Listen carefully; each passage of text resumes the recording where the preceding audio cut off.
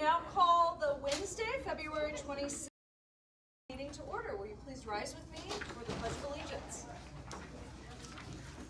I pledge allegiance to the flag of the United States of America and to the republic for which it stands, one nation, under God, indivisible, with liberty and justice for all. All right, could we have the reading of the mission statement, please? Richmond Community Schools guides students on pathways of learning to a future of limitless possibilities. Thank you, Mr. Zaleski. And the vision statement. Richmond Community Schools, a collaborative community nurturing mind, body, and spirit to prepare students for lives of choice, purpose, and service. All right, thank you, Mr. Stevens.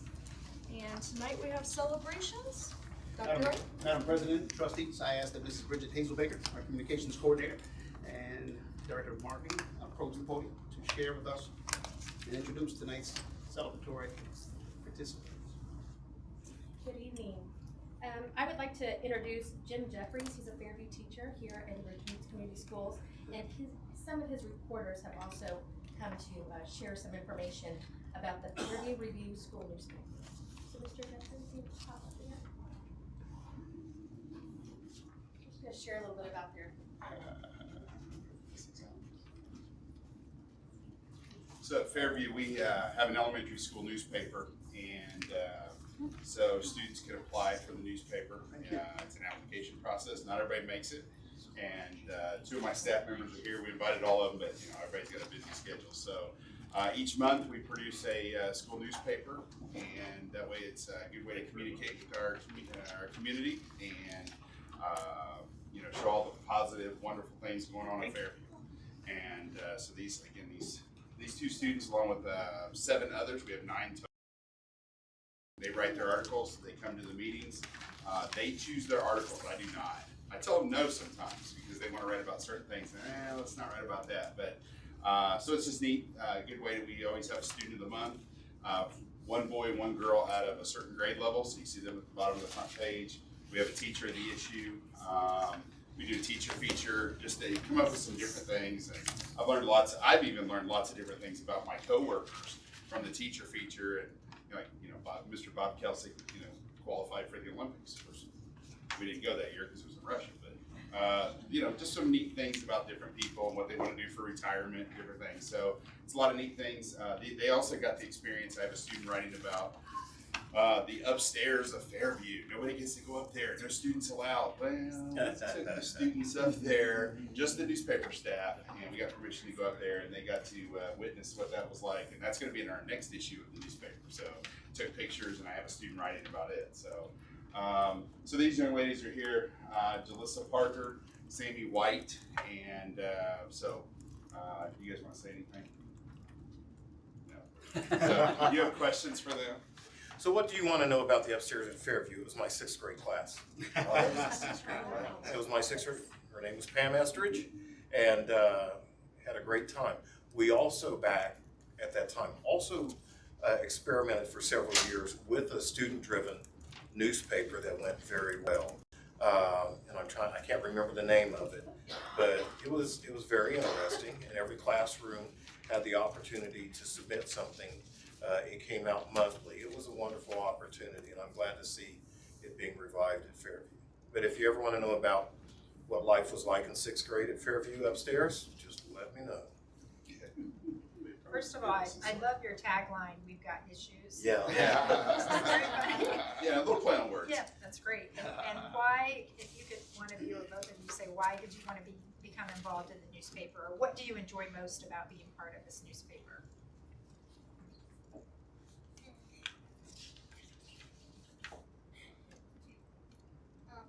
I love being in the newspaper because it's fun and enjoyable to interview people and see what they like about it. Good. Do you go prepared with questions when you're going to interview someone? Yes. Okay, wonderful.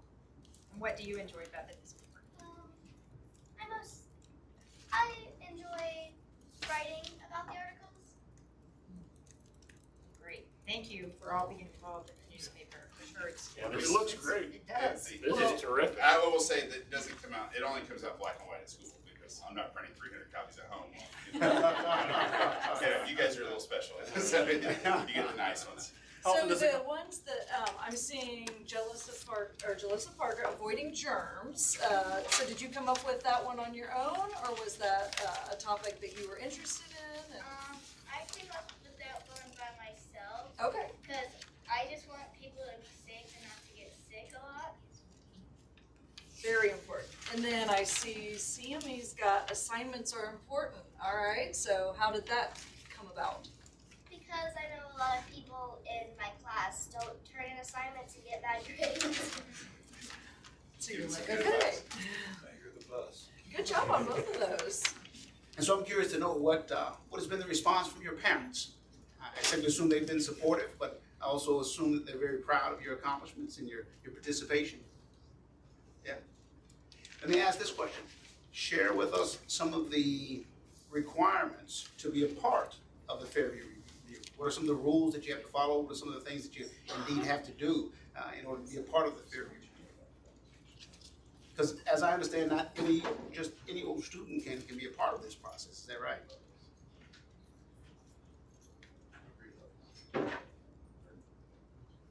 Like only like third and fourth can be like in it, and the application is like you have to write a story about something, and then you have to like choose which one that is like good enough for it, and it's like a job, so you have to like make sure that you like don't make your articles get on late, and like if you get 10 points, you're like fired.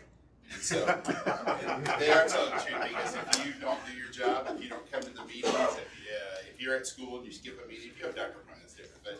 But if they don't turn in their article by the due date at midnight, they get points. And normally you want points, right? Well, newspaper you don't want points because you get kicked out when you get 10. So, and every year I have to kick somebody out when we've done it. This is the third year for Fairview Review. I didn't do it my first year because I was a new guy coming into Richmond, and so I was like, let me get my feet wet. Started the second year, and then of course we got shut down early with COVID. Didn't have the third year because of COVID, and then we started again last year and had restrictions. And this year we can just regular meetings. So it's a cool thing. I've done some research. The only school I've seen in the whole state of Indiana. I mean, I'm missing. I'm sure I may be missing people, but I've done some research. It's my old school on a newspaper staff that I started. So, that's all I have. Mr. Jeffers, So pretty- obviously this is a passion of yours. Oh, I Super love cool. it. Where does that come from? Just personally. Okay, as a little kid, I was a paper boy. Okay. And from 5th grade to 10th grade, I delivered the papers, and I still get the newspaper every day at home.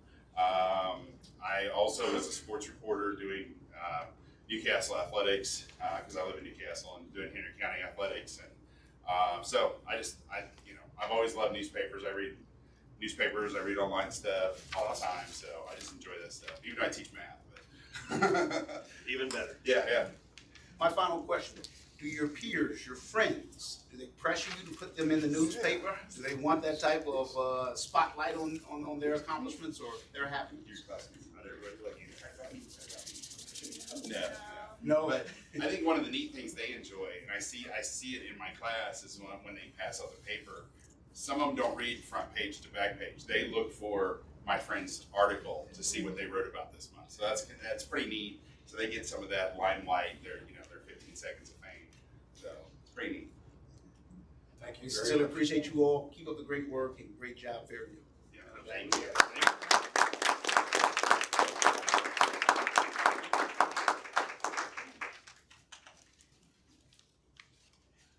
All right, next we have Mr. Hanley has brought a group to us tonight.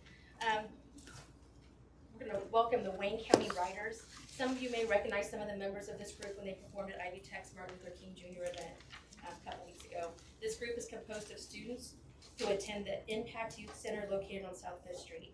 Please join me in welcoming Kevin and Erin Hanley.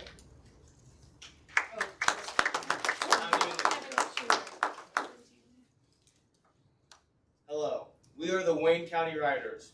We are a poetry group that meets weekly at the Impact Youth Center located at 717 South 5th Street. We meet Sunday evenings from 6:30 to 8 p.m. We currently have 14 members in the group, but today we only have 7 due to complications. Our first presentation will be Michael, Allen, Gabriel, and Cedar Pearson.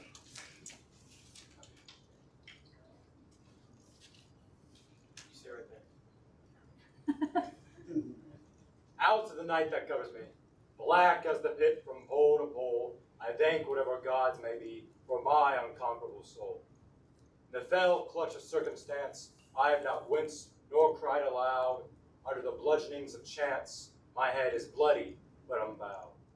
Beyond this place of wrath and tears looms with the horrors of the shade, yet the menace of years finds and shall find me unafraid. It matters not how straight the gate, how charged with punishments the scroll. I am the master of my fate. I am the captain of my soul.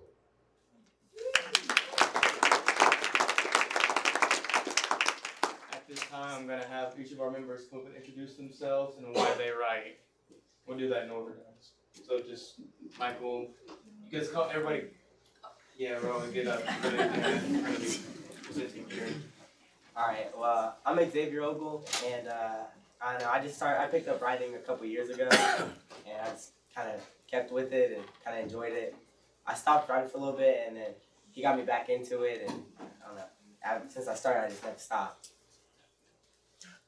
My name is Kira Hanley. I go to Richmond High School. I'm a 10th grader, and I write because I feel like it's a way for me to express my emotions. I'm Cadence Wilson. I'm a freshman at Richmond High School, and I like writing for a way to express myself. Hi, I'm Yuvraj Prajapati. I go to the Richmond High School as well as of the rest of us. I write because it's a way for me to express myself. I'm Jalen Parker, and I write because it's the way I can get out of my emotions. My name is Michael Allen, etc. I go to Richmond High School. I'm a freshman. And I write because I got this feeling down in my bones back when I was at Dennis, and it just kind of stuck with me ever since that I should write. My name is Kevin Hanley Jr. I am a junior at Richmond High School, and I write because I think it is a very unique art form. Now we present our poems that we wrote specifically for this event. As I walk into the place of still air and peers with tiredness oozing from their eyes, I take a deep breath as my invisible mask forms over my face. The mask has a constant smile. The mask that says good morning to everyone. The mask that never falters what people says to it. The mask covers my ears as lyrics explode into the ear strap. The two personalities sometimes collide, and the one hidden starts to slide through. As cracks start to form, I fill it with the constant consternation that worries about the day it finally breaks, and people don't recognize the real face behind the mask. Wow. Working day and night to be the best. My head is telling me I need to rest, but I know I have to study for another test.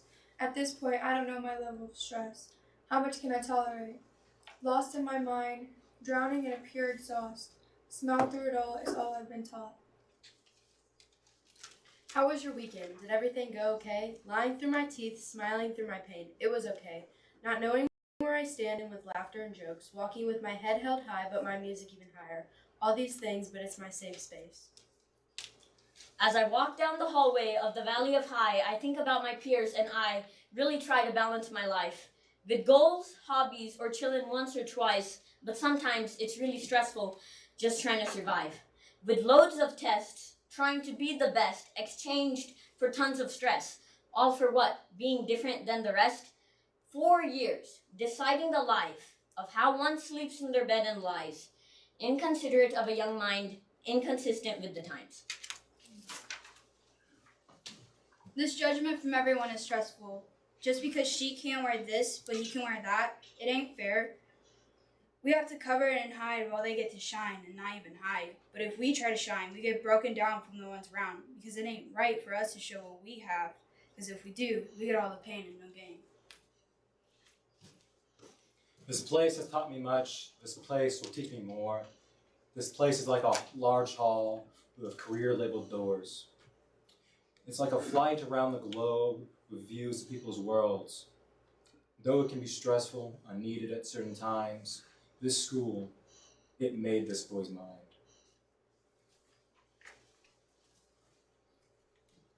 Teens taught to hide from their peers. Children being molded into their worst fears.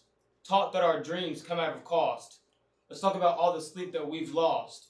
Over stress. Because we need to pass these tests. All these nights without rest have left us depressed.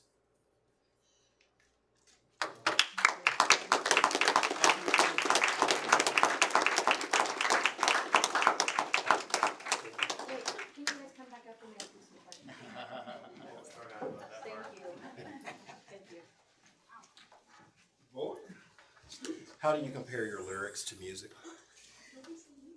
Well, I think music is like a form of poetry in its own way. Like some people choose to rhyme, some people choose just to express themselves through their lyrics, and I think that's similar to poetry. So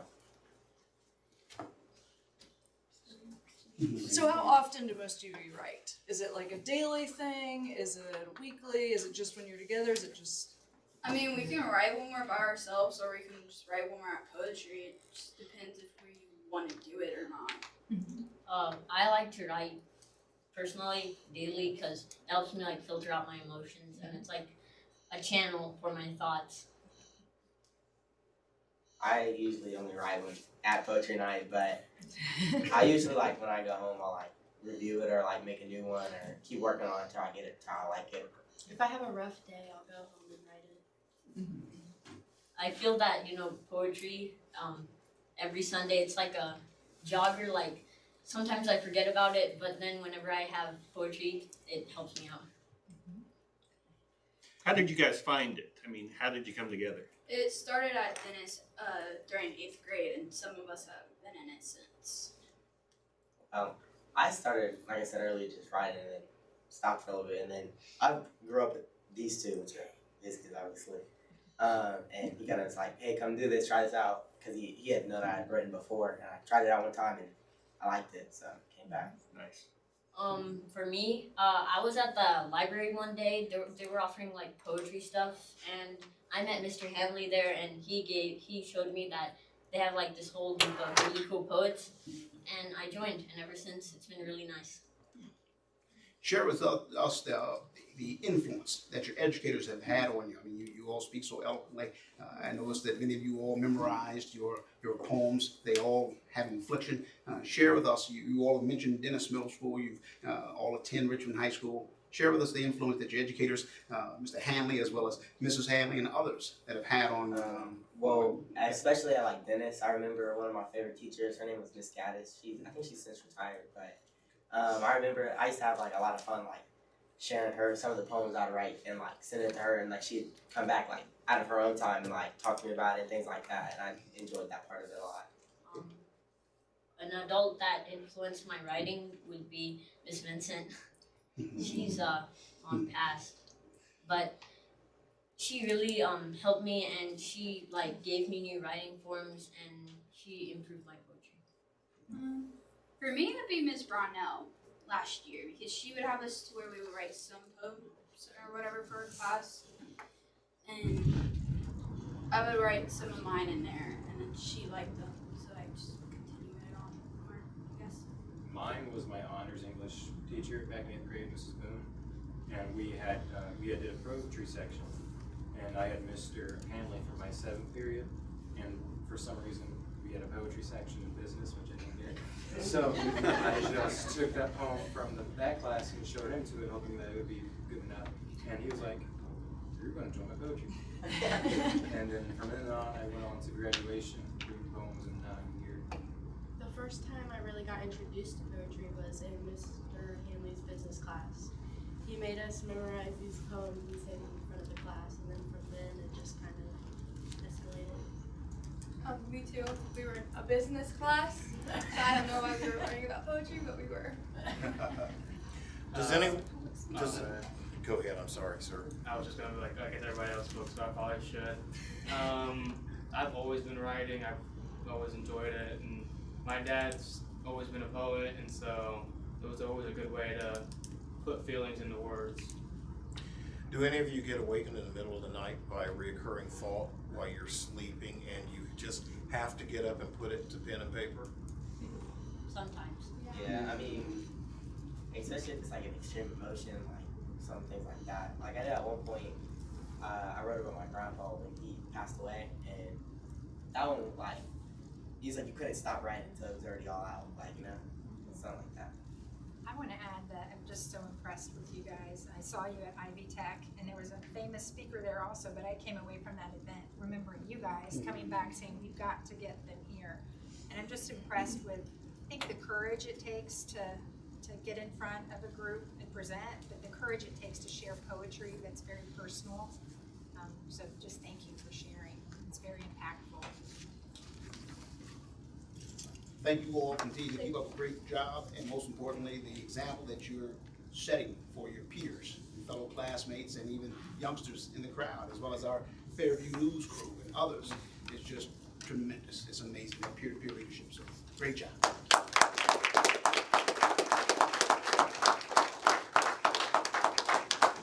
Thank you, Mr. Hanley. All right, we'll now move on to public commentary. Let's see what we've got.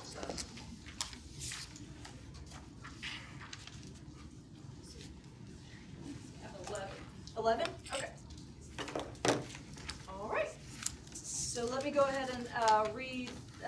The Board of School Trustees recognizes the value of public comment on educational issues and the importance of allowing members of the public to express themselves on corporation matters. The board wants to ensure the public feels welcome and that the concerns are answered in a timely and efficient manner. The maximum time for individual speakers is 5 minutes per person. The board expects personal decorum and factual information from the speaker. The president reserves the right to interrupt the speaker when the statement is too lengthy, personally directed, abusive, and obscene, or if it interferes with the orderly conduct of the meeting. Comments recognizing the work of staff and students are always welcome. However, critical remarks concerning specific school personnel or students are to be made through the complaint process available in policy 8130. School board members do not respond to public comments during the meeting. The public participant will receive a personal follow-up email from the board president within a week. Kim? Tia McCartish. Hello everyone. I just love when I come to these because I get to see like so many cool things. I had one of my students was in this poetry in the Wayne County Writers, and I didn't even know. So that is just so cool. That's like a little cherry on my day. So I wanted to talk both about like NIET and the new schedule. And I just have a couple of things that I'm concerned with because I feel like I don't know enough about some of it. And some of the changes are being proposed maybe without as much information as some of the teachers would like to have.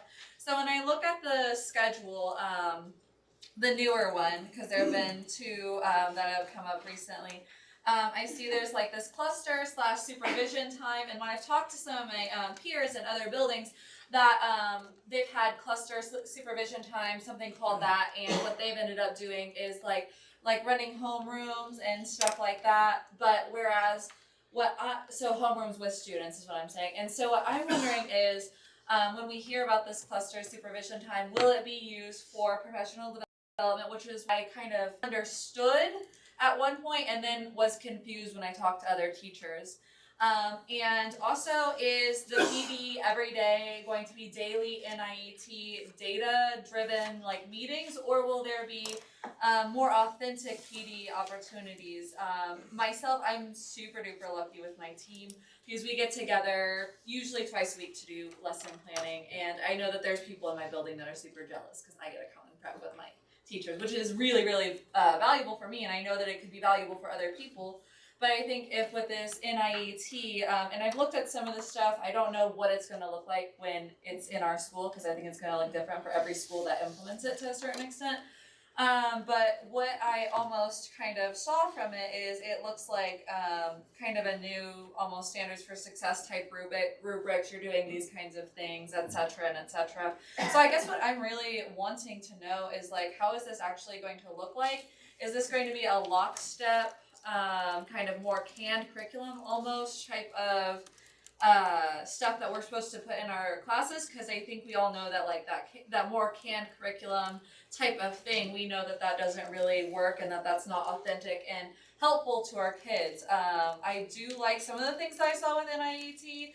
I thought some of it looked like busy work, to just be completely honest with how some of it seemed to me. And so I just want maybe a little bit more transparency of what does this look like before we implement it at the high school. And as I've talked to teachers in buildings that have NIET, I've seen like a lot of people saying they want to look for different jobs. It's a lot of busy work. It causes them kind of undue stress. And so to me that shows that possibly the training hasn't been there, the grace for the amount of time that maybe the new constraints of this system would put on teachers maybe isn't being given. So I'm just wondering, especially in some of those buildings where their cluster/supervision time, that is not time dedicated to all of these new responsibilities that are being put on teachers. And how is that going to look for the high school, and how is that going to be like rectified for some of these schools that maybe do have these higher level of responsibilities, but perhaps are not being given the support that they need to like be kind of fruitful with all of that. So that's really what I just want to know. Is this going to be authentic? Is it going to be micromanaged? How is it going to look? And can more information really be put out there before it's kind of foisted upon buildings? Because I know a lot of my other peers that work at some of the schools where it's already rolled out, like Dennis, they feel like it was foisted upon them. They feel like it happened, it was sprung on them more than it was really, thank you, more than it was really like a foundation was built under them and they were allowed to kind of grow around that foundation rather than just being put out there. So thank you, and that is really all I had to say, so thank you guys. Jaylee? If I can get up, we'll see. Me. I'm up. Number one, you guys are awesome. My room's L104 right across from the library. You get new material, come in there and hit me with it, all right? Love that stuff, man. That's good stuff. Appreciate you. Not only do I have a bad hip, I got bad eyes too, so I can get my spectacles on. And I won't need this for short. Additionally, I just want to say I'm Jay Lee. I'm the Vice President of REA, and I teach at the high school. I'm a credit recovery teacher, and everyone in this building is always welcome to come into my class. I always need an extra hand to come in and help with my students as we go and achieve to get our credits. Kelly is very sorry she could not attend this evening. She is actually taking part in an ASH Wednesday service, and she could not come because she had this prior commitment.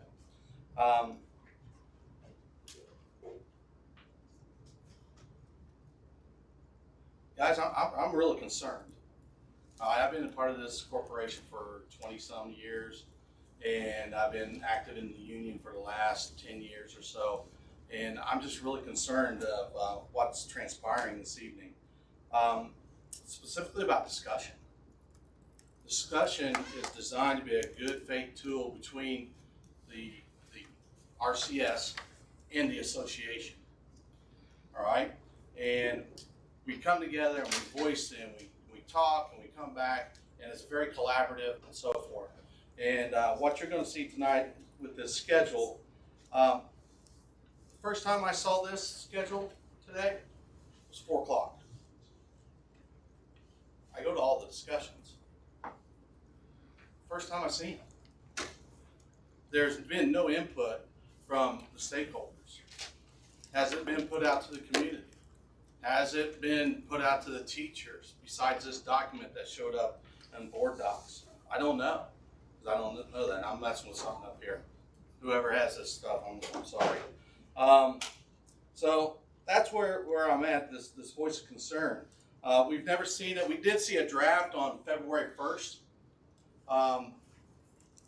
but it was never brought back to discussion after that. So none of these changes that have been on this document that you're going to vote upon tonight has ever been seen by anybody that's a part of our discussion team or shared with any of our teachers in our school district.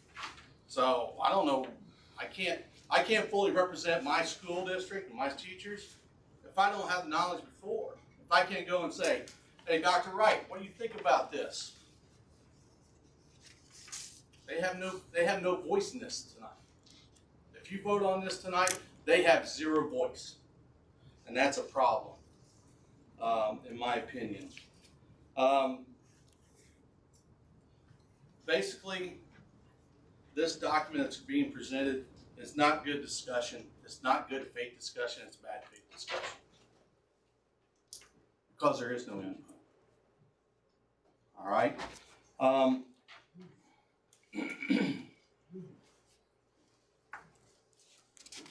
just in closing, I just wanted to make sure, I told you I'd be short and sweet. I'm very concerned about our school district. I'm very concerned what the process is going to be from here on out. Trust is earned, it's built. This is not trust. This is something being force-fed to us down from somewhere down to us. And it's not taken into account of any of its stakeholders. Thank you, L104, you're all welcome. April Coffin.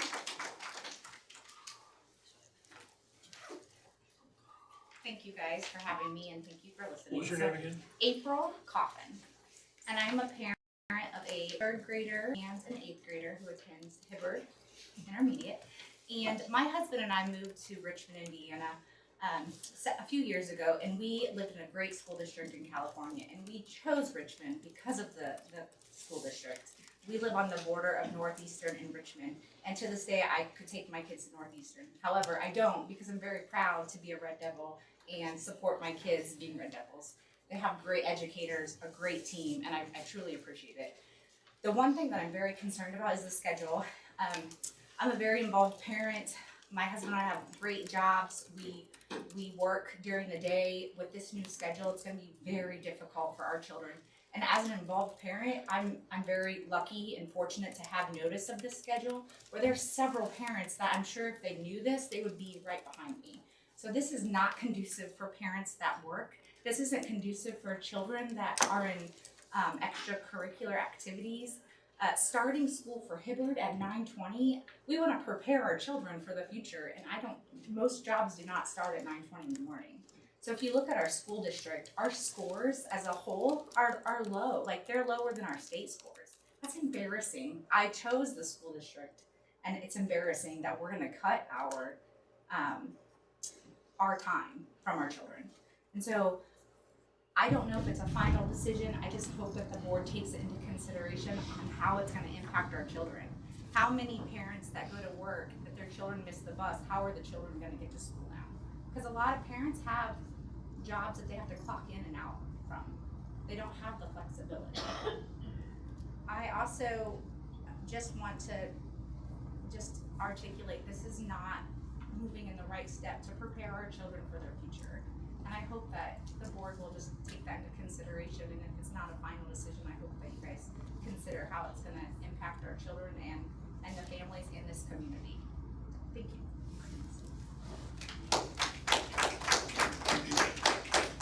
T. Washington.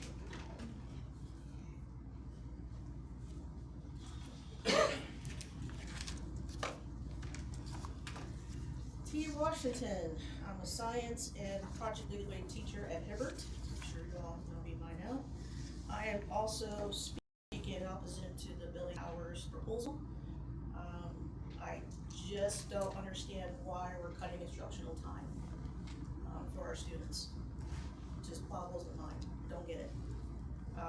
As Jay said earlier, this is the first time we've seen this latest version. We were having one opportunity to see a draft before, prior to today, and looking at the current version now, there has obviously been changes since then. And as part of the corporation discussion team, we have not seen that. So to me, we have not had meaningful conversation about this, and I'm really upset that it's being brought to the board tonight for possible approval. As my shirt says, I'm straight out of patience, particularly with Indiana legislature. That's a whole different story. But I'm starting to lose my patience with this, of teachers not having a true voice. It's bad enough that at the State House, they're trying to take our rights away currently, Senate Bill 486, by the way, if the audience pay attention. But I feel like that's also happening here in Richmond Community Schools, and I thought that teachers were being valued, that we're told at times like you value us as educators, you value us staying in this community. We don't have to. As you know, there's a teacher shortage right now. Teachers can go anywhere they want, but we choose, a lot of us, to stay here. We're pretty loyal. I'm especially loyal. Based on my certification and my licensure, I can go anywhere and probably not have a problem. But I choose to stay here because I value this community. I bought a home here. I love the students. They're ones keep me going. Some days not. Okay? But Overall, I choose to stay in this community. But if you continue to make decisions like this without true input, you're going to lose more teachers, plain and simple. So please, please, please rethink this. Have more input from not just teachers, but parents, students, community members. We all need to be involved in this, or else what's the point? Thank you.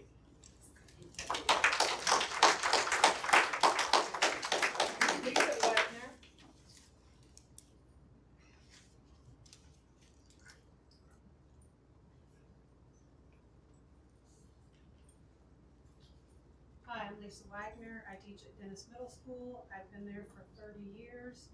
I believe that's my dedication to this community.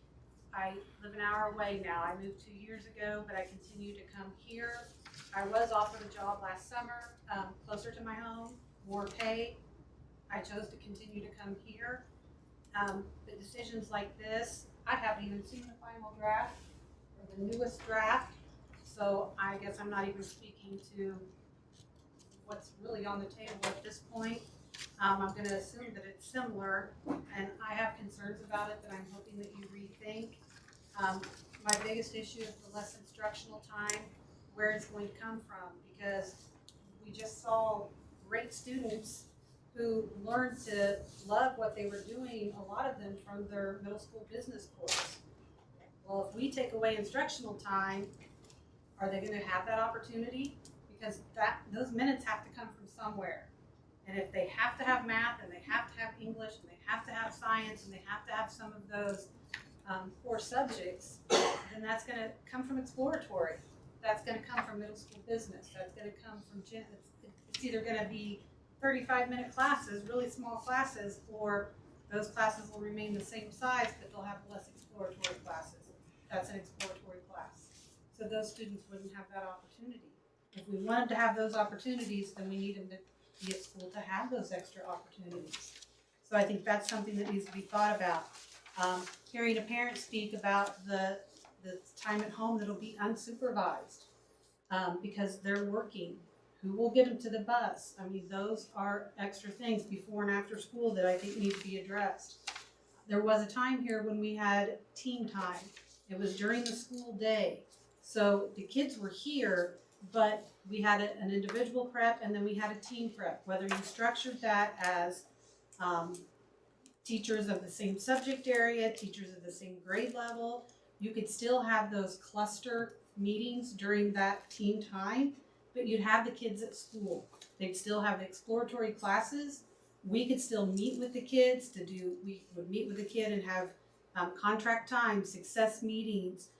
We'd check in with them to see, are they progressing? Are they getting better grades? Are they able to, stay moving forward with making better decisions?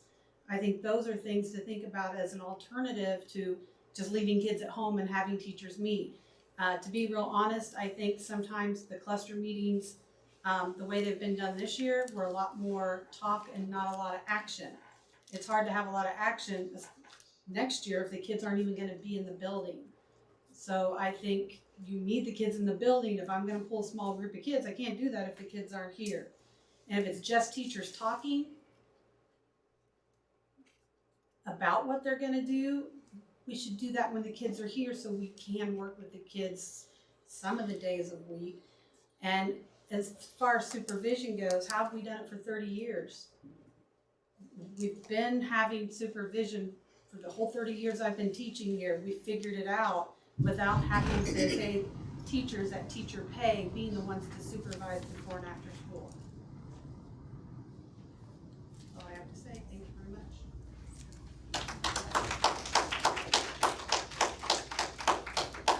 Kay Coates.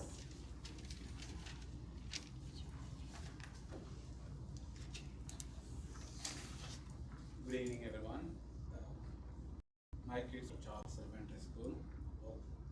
I want to talk about a recent experience, and I have a concern about one of the policies. I hope you will revisit that. So, we have to travel to India because of the family emergency. So, in the past, what happens is we reach out to the teachers, and teachers provides the material telling that, okay, do these activities in your absence and come back and submit. So that when we come back and submit that task, then they will give the attendance back actually.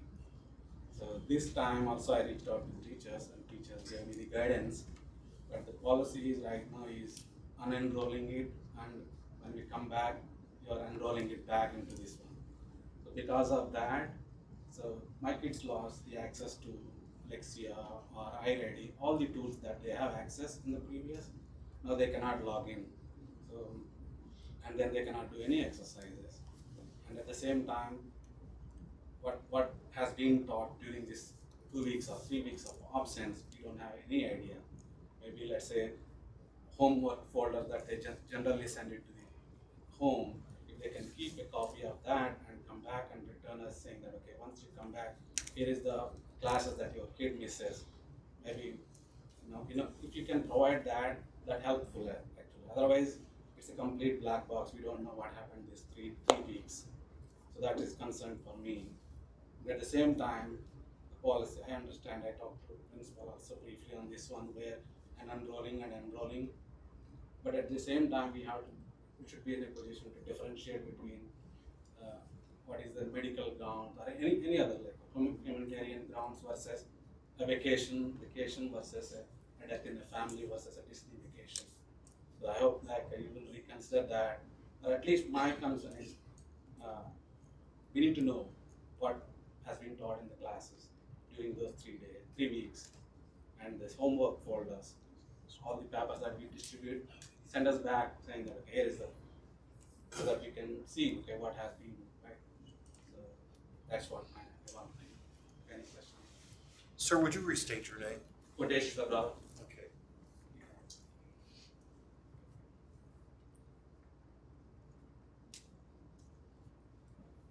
Thank you so much. Thank you, sir. Thank you.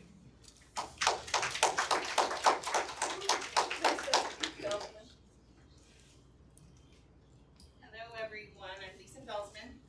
I first want to start with two big praises. I want to say what a phenomenal job our high school teachers did with the synchronous learning.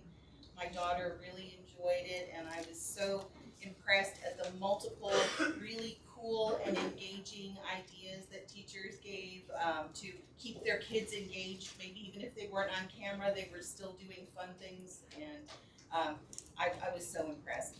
I also want to give a big shout out to Kristen Brunton and Nicole Stoltz. Every time I see on social media all the cool things that they're doing and helping with assessments and being visible in schools, I feel like that gives you all such a great, shiny, smiling, nurturing kind of a feeling, and I appreciate you ladies for putting yourselves out there and giving your time like that. I am one of 3 parents who was part of the calendar committee, and we met 3 evenings. This was a process I had no idea how much went into it. I never realized all of the machinations and all of the thinking that had to go into creating a school calendar. And I was in awe of the parents or the teachers who gave their time after a long day of teaching to come in and be part of that. I also wanted to say that during that time, I was encouraged by my experience having the synchronous learning and seeing how well that went, to think that if we are indeed going to be using more synchronous learning next year, I feel like that could be really positive. My one concern is, how is that going to work for families who don't have Wi-Fi, or how are they going to access that? But like I said, I was encouraged to see learning was happening with my daughter. I was very encouraged. One thing I don't remember from those meetings was talking about decreasing of instructional time and of later start times. And I know in my work, I work in systems, and when a system like time, like business time, 8 to 5 is usually business time. So when you're looking at running your school system with a later time than what all other systems look at a starting time at 8 a.m. So what's going to happen with those children, especially our young ones, who are not in a safe, supervised place by 8 so parents can get into school? It's very concerning to me.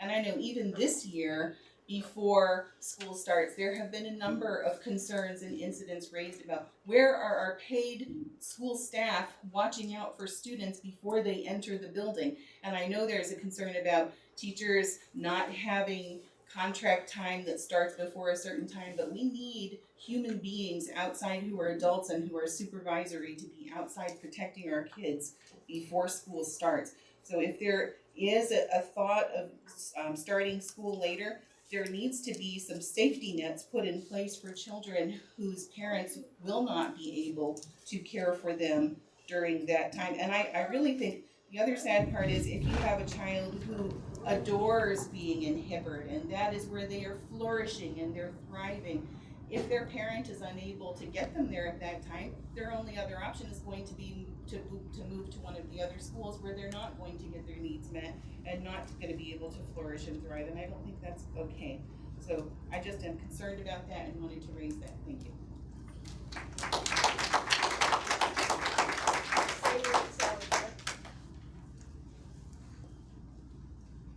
Good evening. My name is Sabra Salazar. I have two students. I have an 8th grader at Dennis and a 5th grader at Test Middle School. I did send you all an email, but I wanted to just go over that email here tonight. I have some concerns with the new school schedule.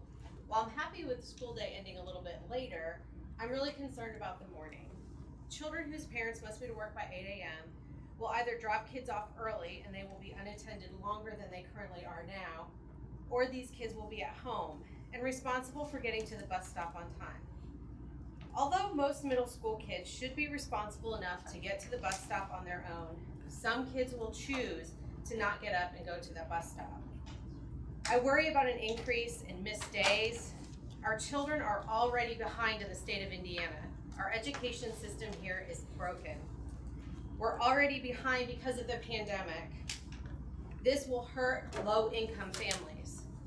These are the most vulnerable students in our district, and we are going to hurt them if we do not put safety nets in place to either address the morning time or figure out a way to get them to school that's effective for the most families in this situation.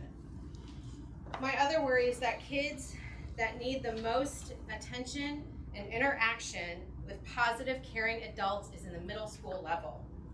At the middle school level is when we lose students. When kids decide to start using drugs, to be sexually active, and to drop out of school. They make that decision in middle school. As I interpreted the chart I saw, it appears that middle school kids will actually have a decreased number of minutes in school with these caring adults. This is doing a disservice to our children. If anything, our kids need more time at school, not always for instruction, but for things like lunch and recess and socializing. Jamming as much learning as possible into a short period of time does not seem to be an effective plan to me. Kids have short attention spans and they need time to socialize, relax, and feel safe at school. I look forward to hearing some of your solutions to these problems.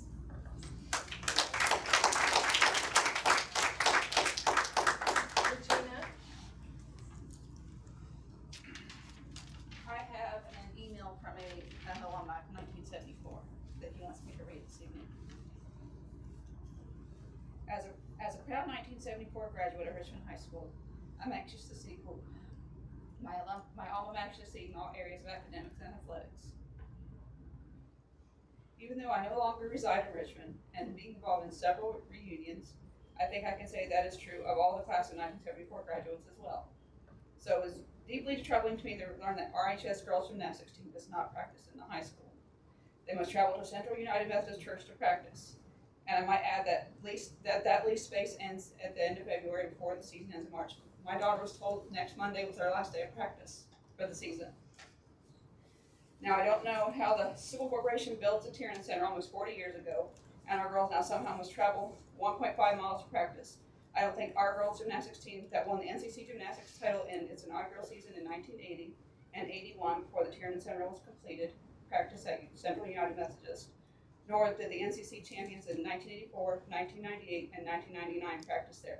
Can we please find this space in the Tiernan Center, or what we used to call the girls' gym, for these girls to practice? And I can provide that to you for this contact information.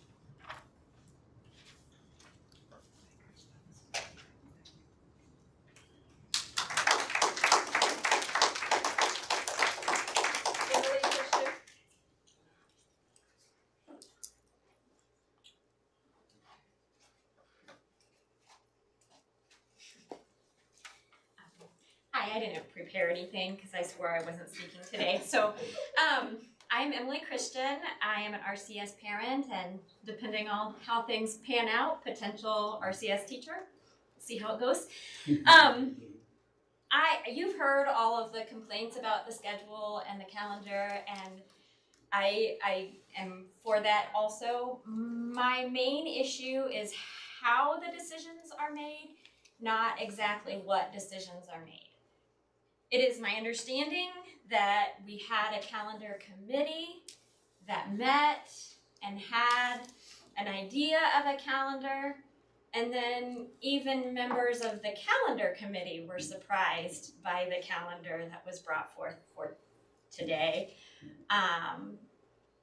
Usually RCS employees get an email on Mondays saying there's going to be a public meeting on the Wednesday. I don't know about anybody else. I didn't get that email. Maybe I was just left off the list. Surprise, I figured it out. So I want to make it clear that when things are left to the last minute, whether you intend for it to be a hidden thing or not, when you leave it to the last minute to share information that is going to be brought to the board, that shows a lack of transparency, whether that's what you're trying to do or not. And it's hurtful to the staff members who take the time every single day to take care of my babies and all of Richmond Community Schools kids. And it's upsetting to parents who expect you to be the ones providing us with the information so that we know what to do. Calendar has been an issue. I have been getting emails since November when it was supposed to come out, so I'm sure y'all have been getting emails as well. And so it's something that we need to get finished, so I don't want to complain about it anymore, but we need to get it finished, and it needs to be right, and it needs to be good.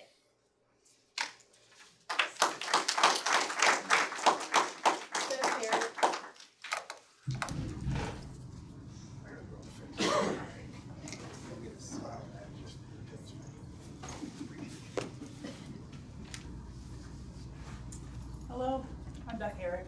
I have one child at RCS and proud to be a parent here. I don't know that I have much new to say, but I'd like to just say a couple of things and put them together in a way that may be helpful. I hope it will be helpful.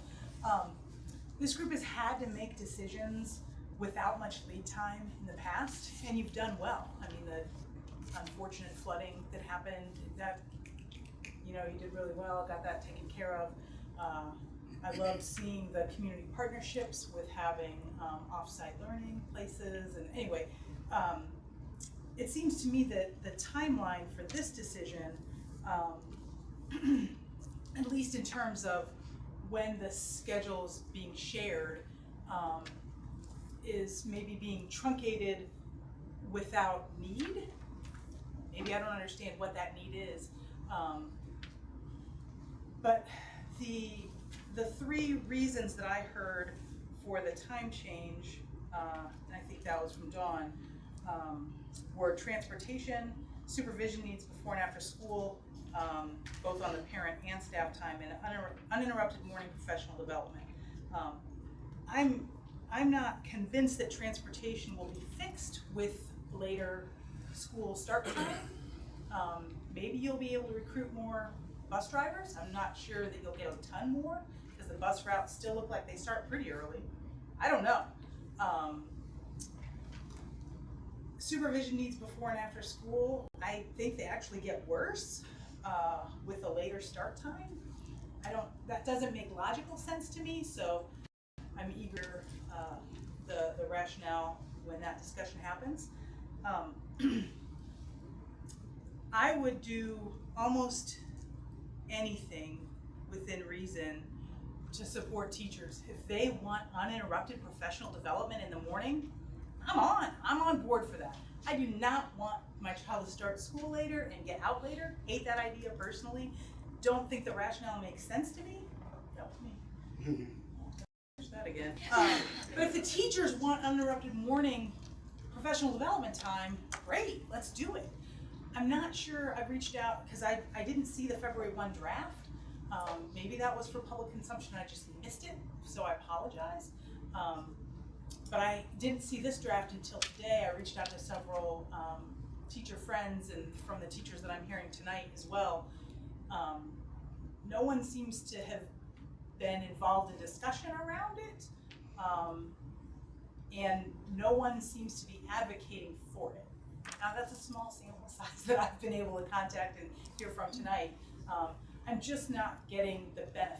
So if really it's gonna be great for transportation, convince me. Supervision needs before or after school, that's gonna be tricky, I think. But if the teachers really think that this is I'll do some really ugly cartwheels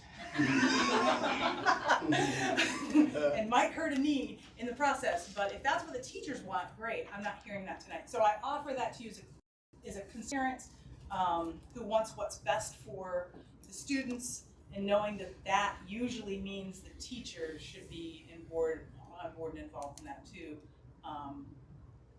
So I hope that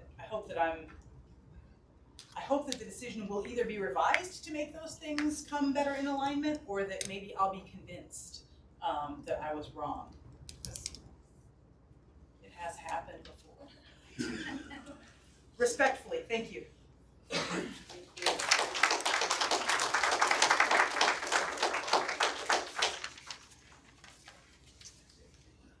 Alrighty, so moving on to our consent items, Dr. Wright? Madam President, trustees, I come before you for approval of consent items 4.01 through 4.06, as well as the addendum accompanying consent item 4.02 as presented. Madam President, I motion that we approve consent items 4.01 through 4.06, including the addendum provided for 4.02. Second. Okay, are there any questions or comments?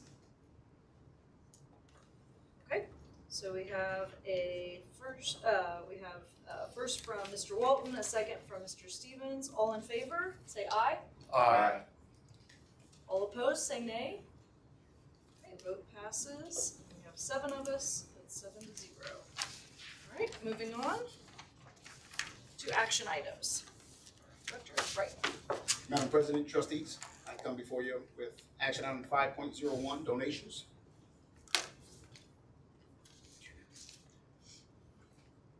And with the action item, I asked that you approve such action item as presented, and we indeed pay homage to those who have donated to our corporation.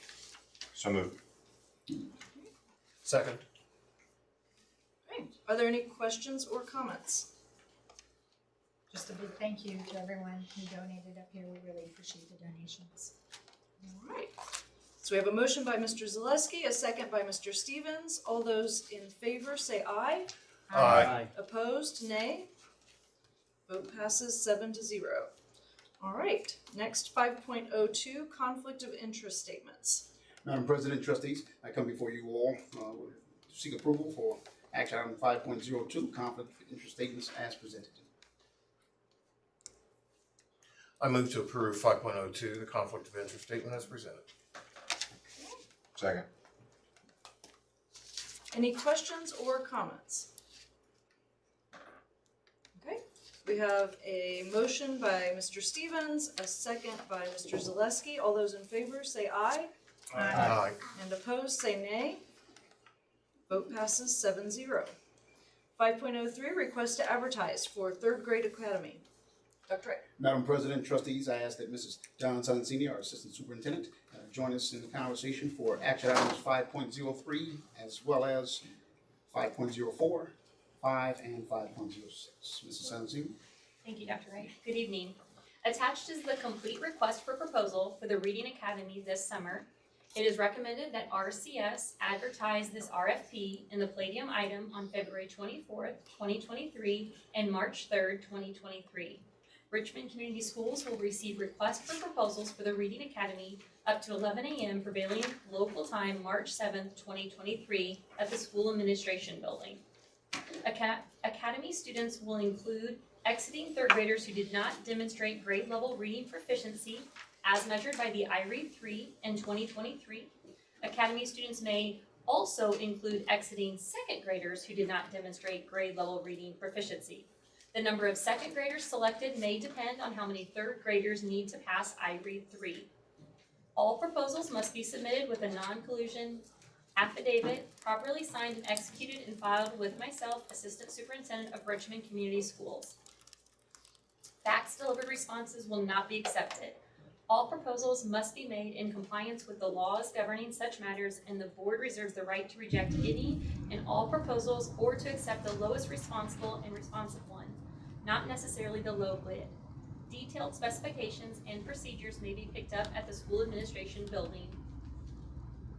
Thank you for your consideration. All right, do we have a motion to approve the request to advertise? I move we approve action item 5.03. Okay. Second. Are there any questions or comments? Okay, we have a motion by Mrs. Brunton, a second by Mr. Walton. All those in favor say aye. Aye. Those opposed say nay. Motion passes 7-0. 5.04, Mrs. Sonsini. Thank you. It is our recommendation that the Board of School Trustees approves the proposal for RHS Summer School beginning May 30th, 2023 and ending June 23rd, 2023, and K through 7 Summer School beginning June 5th, 2023 and ending June 30th, 2023. For elementary, intermediate, and middle school students, classes will be held from 9 a.m. to 1 p.m. with breakfast and lunch served. Summer school will provide instruction that is standards-based to students in kindergarten through 7th grade. Teachers will develop course proposals, including field trips. There are no summer school fees for grades K through 7. Summer classes at the high school have traditionally provided educational opportunities for students for a variety of reasons. Some students use summer classes to free up time during the regular academic sessions. Other students use summer school to help recover credits or retake credits to improve their overall GPA. Our goal is to provide opportunities that will allow students to earn credits through blended teacher-taught classes using GradPoint. Physical education and band will also be offered as in-person classes. Students may take up to 2 blended teacher-taught classes. These classes are offered either from 8 a.m. to 12 p.m. or from 12 p.m. to 4 p.m. Students also are offered PE during the morning session and band at arranged practice times. The fees associated with summer school will be the same as in previous years, with the exception of non-RCS students. RHS fees include $5 for band, $5 for PE, and $30 for online classes for RCS students. Non-RCS students are required to pay $50 per class. All right. We have a motion. I move to approve 5.04 action item, summer school. Offerings, elementary and high school. Mr. Stevens? Second. All right. Second by Mr. Zaleski. Are there any questions or comments? Okay. All those in favor say aye. Aye. Those opposed, nay. Vote passes 7-0. All right, 5.05 overnight field trip. Thank you. It is recommended that the Board of School Trustees accepts the overnight field trip request for the Richmond High School String Orchestra as presented. The RHS String Orchestra will be traveling to Cincinnati, Ohio, including trip highlights to the Cincinnati Symphony and Kings Island on May 12th and 13th. Okay. Do we have a motion? I'll motion we approve 5.05, overnight field trip for the orchestra. Okay. Motion by Mr. Brad Walton. Second. Second by Mr. Stevens.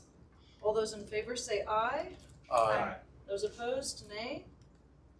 Okay, vote passes 7-0. Next we have 5.06. Madam President, Yes. I move that we table 5.06 for later discussion for maybe a work session. I'm lacking a lot of information based upon not just what we've heard today, but from our public commentary, but also from those who I've heard from since about noon today. There's a lot that before I can make a vote on this in either way, there's more information that I really need to see how it's going to be, at the very least, cost effective, but more effective to families and to the students and everything. That's my motion. Okay. I'll second that. So we have a motion by Mr. Stevens to table, did you say table the vote or table discussion? 5.06, the vote and Okay. Can we have discussion? We can have discussion. Okay, I we can want to table table the the discussion. I want to table the vote. Yes, ma'am. Okay. Second by Mr. Ross. Thank you. Okay. So questions or comments? So I'll start with a comment. The calendar has been on the slate for ever. It was one of my #1 frustrations when I was president. Every year we would revise the calendar. We'd come out with a 2-year calendar and we'd revise it and we'd revise it. And so the charge was made maybe 12 months ago, I don't know, 8 months ago for sure, to fix the calendar, to do what needed to be done to get the calendar that worked for us. And so a committee was formed. But the charge was made was the first thing that was said was what's best for students. So that's the guiding light. What works for the corporation, what works for parents. Bring a group of people together. It's a Herculean task for the, and it's not going to be perfect for everyone. But to think that time and huge effort was not put in that calendar is just, I'm super flustered because I know how much time and effort. It's been delayed multiple times this year. We wanted to have it, I think, before Christmas or the holiday. And it's been to get all the details done, all the kinks worked out. And I think some of the things, we talk about the start dates. Research has said for years that teens do better starting later in the day. I think that was one of the considerations. I understand that it doesn't look perfect, but I think just know there was tons of effort put in to try to get the best possible calendar for this district. We are in the position we are for a number of ways. To think the old calendar was perfect, it was far from that. And for me to have less instructional days, I hear that.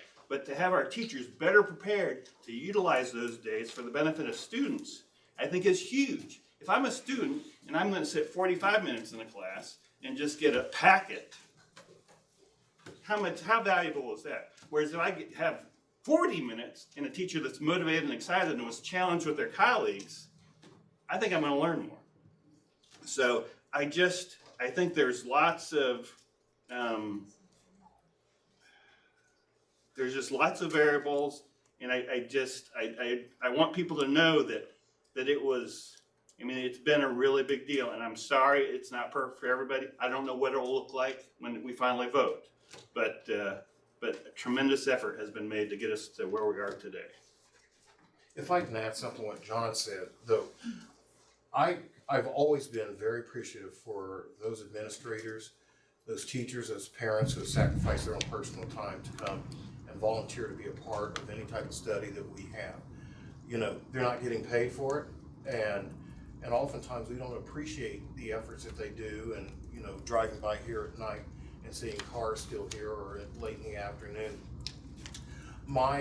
The reason for my decision to request to table the vote is just so that I, and like many others, can have a better understanding as to how effective and how positively effective this is going to be on the corporation overall. I'm not saying that I'm not going to vote for it or vote against it. I'm saying that when I cast my vote, I want it to be the best well-informed. And I'm very well aware that this is something that's been worked on for a long time.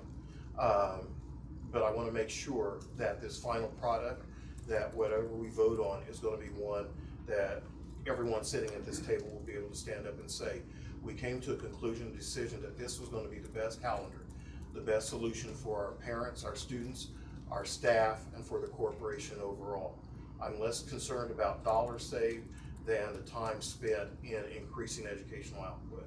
And I want to make sure that when we do eventually cast that vote for it, that it's with the full understanding this is the best product, so that we know that everyone out there, our constituents, our partners, understand that this is a very viable and very solid proposal. I guess I'd like to add that for the public that may not know, we were not, the board is not on the calendar committee. So there's a calendar committee that was made up of,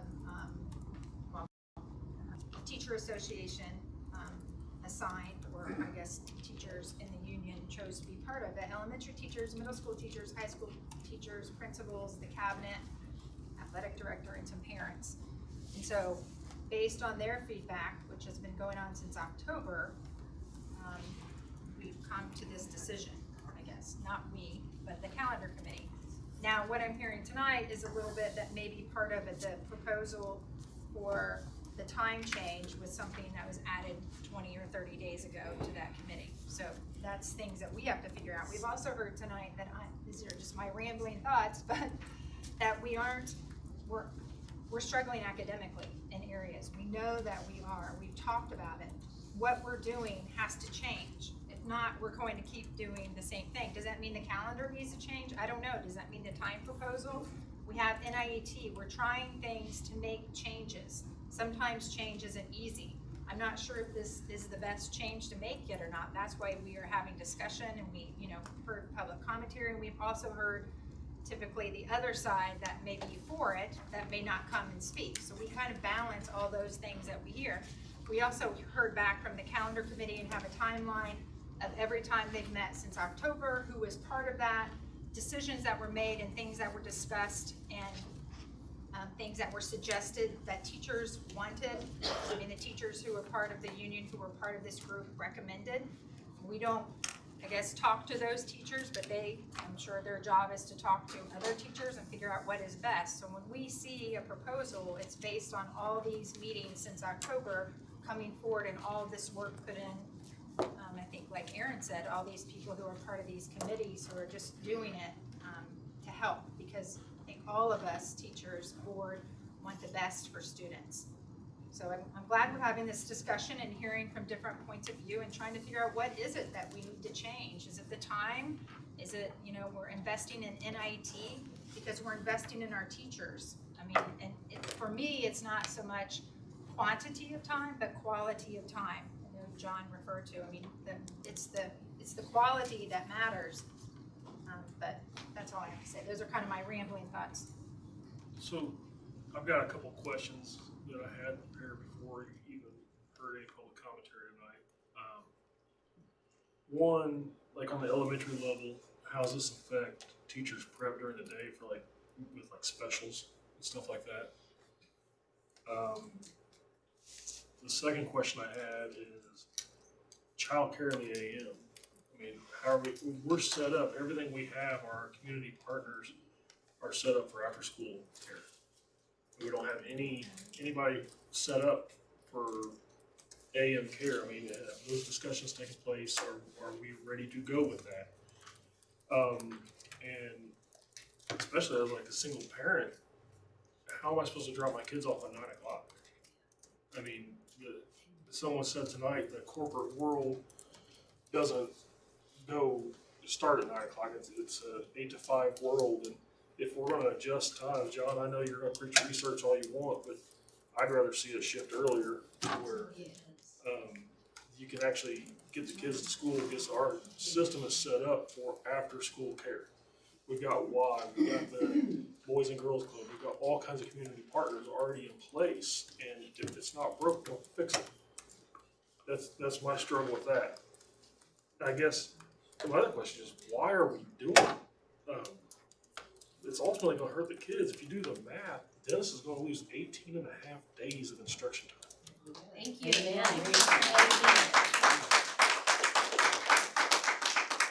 you do the hours or the minutes they lose per day, and you multiply that by 180 days, they lose 18 and a half hours, or 18 and a half days of instruction time.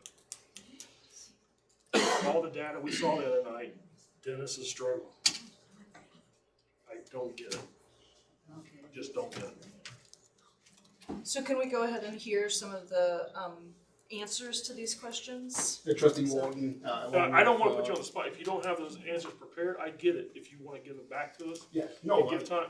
Yeah. That's, I mean, traditionally, when we ask questions, if you don't have the data in front, we get it through the week. But if you do, we'd love to hear it. Absolutely. No doubt about it, and I sincerely appreciate the nature of the conversation. Before, yes, sir. I just want to correct a comment. I didn't mean in any way to imply that we're not utilizing our instructional time, our teachers aren't doing a great job. I want to empower them and give them the tools, the time to collaborate to do an even better job. I mean, and that probably doesn't sound right either, but you know, we want you guys to be, we need you guys to be successful. And you know, when I see teachers running, you know, there's just no time to do anything. And so when central office says, let's get some PD time in there every day so they can, and I think one of the teachers said she has time, right? She collaborates with her group. Most teachers don't seem to have time from what I hear. So I want to give you guys a tool, and if this isn't the right calendar, that's fine. But what's going to make us better? And I had one other question too about novel concept, the actual calendar, not the start times. We've got from the start of school to fall break 11 weeks, and then from fall break to Christmas 8 weeks with Thanksgiving in there. So really it's like 7. Why don't we move fall break and that parent-teacher conference up 1 week to kind of balance that out more? Because from having been there in the classroom, that fatigue factor, man, it gets there. And that's a long stretch before you get any kind of break. Yeah, you get Labor Day, you get a parent-teacher conference, but so many things that factor in that. I would love to see earlier fall breaks for a couple of reasons. One, the teacher fatigue, getting into it. 2, our demographic of kids, it's better weather. You don't know, we've said so many times, we don't know where the kids are going when they leave school. It's better weather. It's October, it's roll the dice, and it's Indiana, there's another multiplier. But you know, the weather's gonna do what it's gonna do, but you're gonna have a better chance of having better weather. You're gonna have to worry about kids, you know, maybe being cold. You know, God, I hate even having that discussion. But, I mean, at one point, if we're gonna talk about it, let's talk about it. You know, there's so many things that go into stuff like this, and to John's comment, Herculean task of the calendar, I mean, God, I mean, there's so many people and opinions and factors and that come into this, and I just... And so, if indeed I could add to and contribute to the discussion, I first would like to commend our school community as a whole for their involvement with the calendar committee as well as this process. As has already been stated, and in my tenure within this, of the multitude of calendar committees that I've also served on, as was referenced, at times you're not necessarily going to please everyone. However, with the involvement of so many different entities, and Mr. Brunt, I think you referenced our central office leadership team, building level leaders, our educators within the classroom, community members, parents, those that sacrificed and contributed so much time on several occasions to conduct these conversations, to have discussion, to go back to the drawing board, come back with more thoughts. It just, again, they all are to be commended for their efforts. With that being said, of what has been proposed and of some of the feedback that we've gotten here of late, I know that Mr. Sansini is prepared to present our rationale behind the proposed start and end times, as well as options that we could indeed explore to maintain and indeed provide for the requests of so many from so many different entities. And most importantly, as Mr. Weber referenced, the goal is always to continue to provide our faculty and staff with professional development time so as to improve upon, as I've said, of those 3 visionary perspectives, quality tier 1 instruction, systemic alignment, and social emotional supports. And so in taking that along with so much, we indeed are trying to check a lot of boxes. Most importantly, maintaining that center focus on students, which starts with being very supportive of our faculty and staff that are supporting our students. And so, Mrs. Sansini, without further ado, I'd love for you to chime in and share the experience, as well as, in conclusion, some of the options that we can explore at this particular time, because as was referenced, there are so many moving variables and parts that come with a calendar committee. And again, I just want to commend some of our community members, parents and others who have never engaged, because it can be overwhelming and you can scratch your head and scratch again and think, whoa, where are we? And sometimes you come up as if nothing has occurred, which actually there's been a lot of progress. And so, Mrs. Sansini? Thank you. Well, my goal tonight will be to try to answer some of your questions, but also take feedback in for our team so that we can revisit this conversation and be prepared to bring this back. So I think it is important to kind of take a step back and think about where we've been and try to show the path. So we did have a committee formed with the Teachers Association, and we met on 3 different dates: October 25th, so the end of October, November 8th, and November 29th. And that team consisted of, as Mrs. Brunton mentioned, elementary teachers. We had 3 middle intermediate teachers, 3 high school teachers. We had 3 principals, 1 at each level, that participated. And then we had 4 people from our central office team, 1 athletic director, and then 3 parents. Traditionally, the calendar committee has been the physical calendar. So when does school start? When is fall break? When is winter break? When is spring break? As we started having some of those conversations, professional development came up. And one of the big questions was, especially at the middle and high school level, is the 30-minute PD on Tuesday afternoons enough time to provide professional development to multiple teachers at the secondary level? When I say secondary, I'm going to say 5 through 12, just because they teach multiple content. So you're talking about social studies teams, math, science. You've got multiple teachers that you're trying as a principal to differentiate instruction for. And so again, that first committee was really designed to look at the physical calendar and say, when are the dates that we're on breaks? Out of that came 3 barriers. And so we did some work with chart paper. In addition to, we looked at multiple calendars. We have a shared folder. And so someone would send me like the Muncie calendar. Someone would send me the Northeastern calendar. Someone would send the Centerville, or, hey, did you think about this? And so what we tried to do was to look at all of those calendars. So to answer one of your questions, the reason fall break is when it is because it aligns with the other schools in the county. So because we have kids that are in vocational program, that's one thing that we try to do.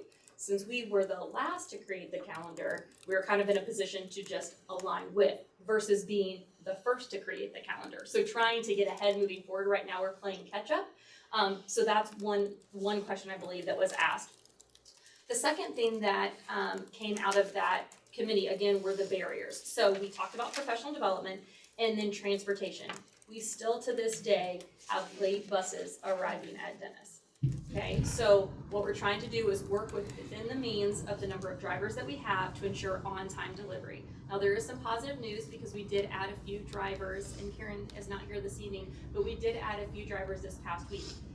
Every driver that we get helps, right? And we hope we keep those drivers and we don't lose any. But transportation was another issue. At the secondary level, currently within the contractual day, our teachers basically arrive with and depart with students, okay? So one thing that we've heard from families is they do not feel, specifically at Test and Dennis, that there are safety measures in place when students are dropping off.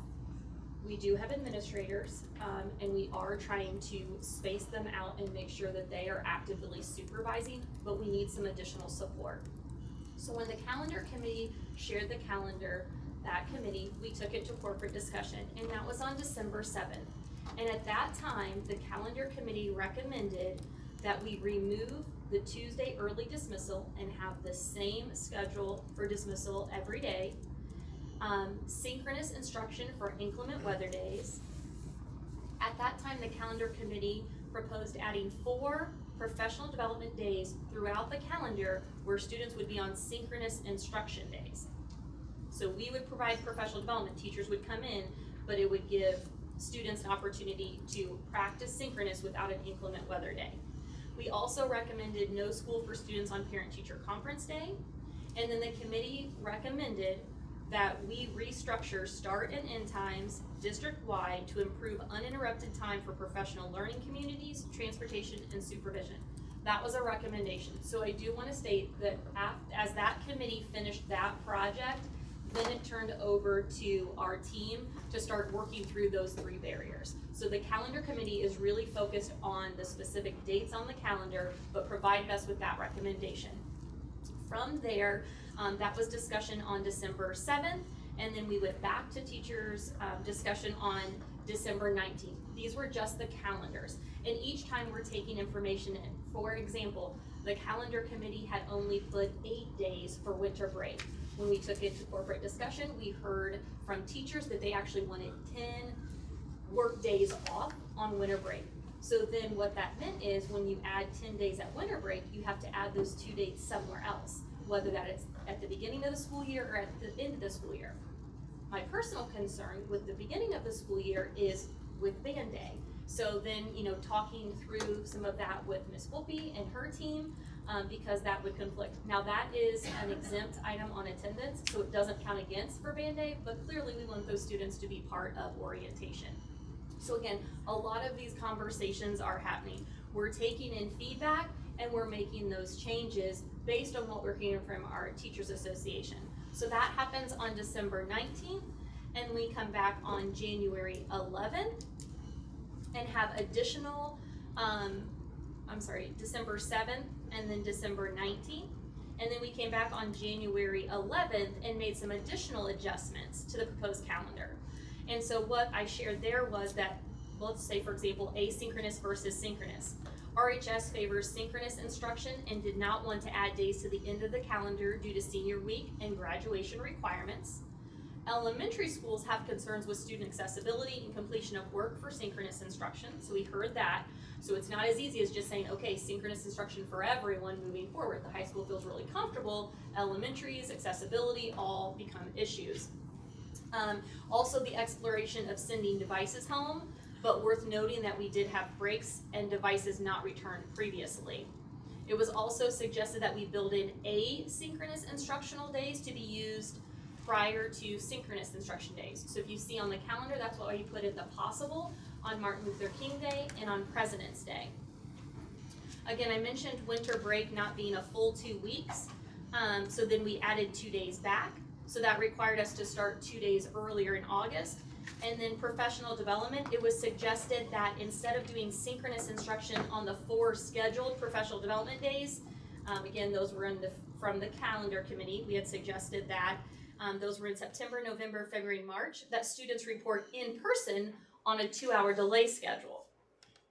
This issue does not allow for district-wide collaboration if schools operate on different start and end times. So does that make sense? If you go on a 2-hour delay, it doesn't help for dentists and RHS to do like department meetings because they have a delayed start. So we're really trying to strategically think with the end in mind of how can we set up times where collaboration can happen. And then we continue to discuss at that time concerns that have been brought to us regarding the professional development, arrival and supervision of students, and on-time delivery of transportation and arrival and dismissal times. So that was on January 11th. And then most recently on February 1st, we took the calendar back and then the building hour proposal.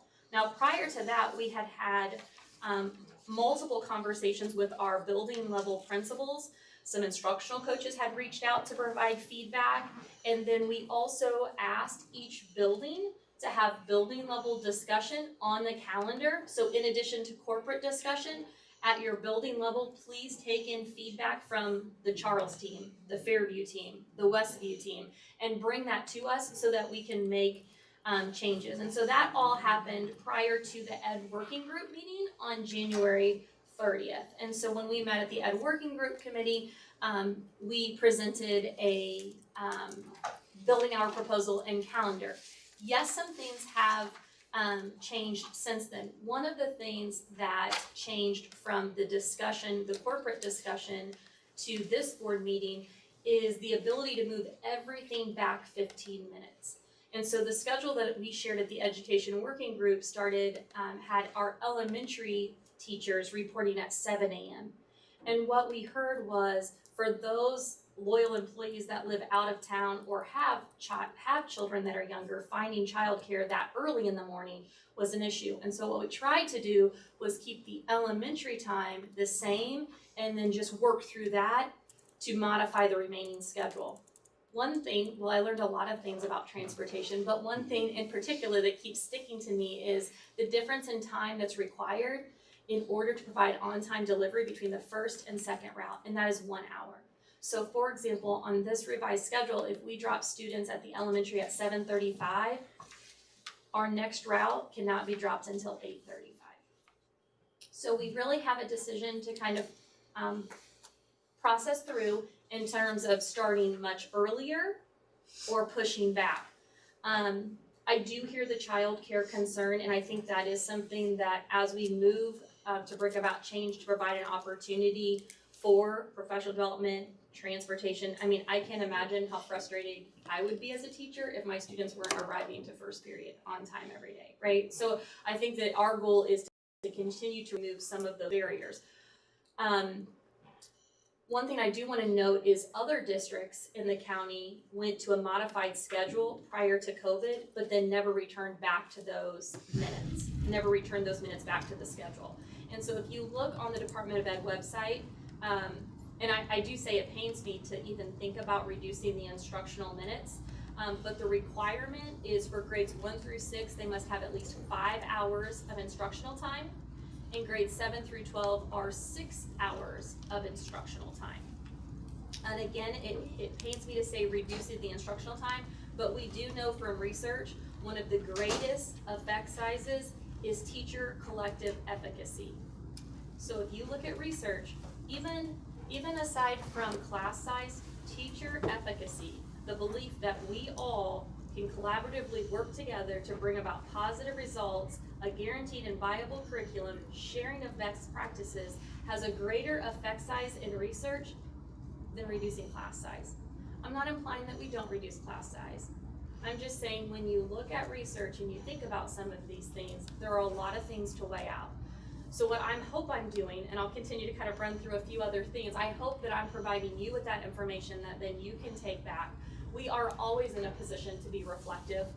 Even as we're sitting here today, we're looking at, within the transportation model, how could we help relieve some of what we're hearing regarding Hibbard? Because it seems like the Hibbard is the most impacted with the delayed start of after 9.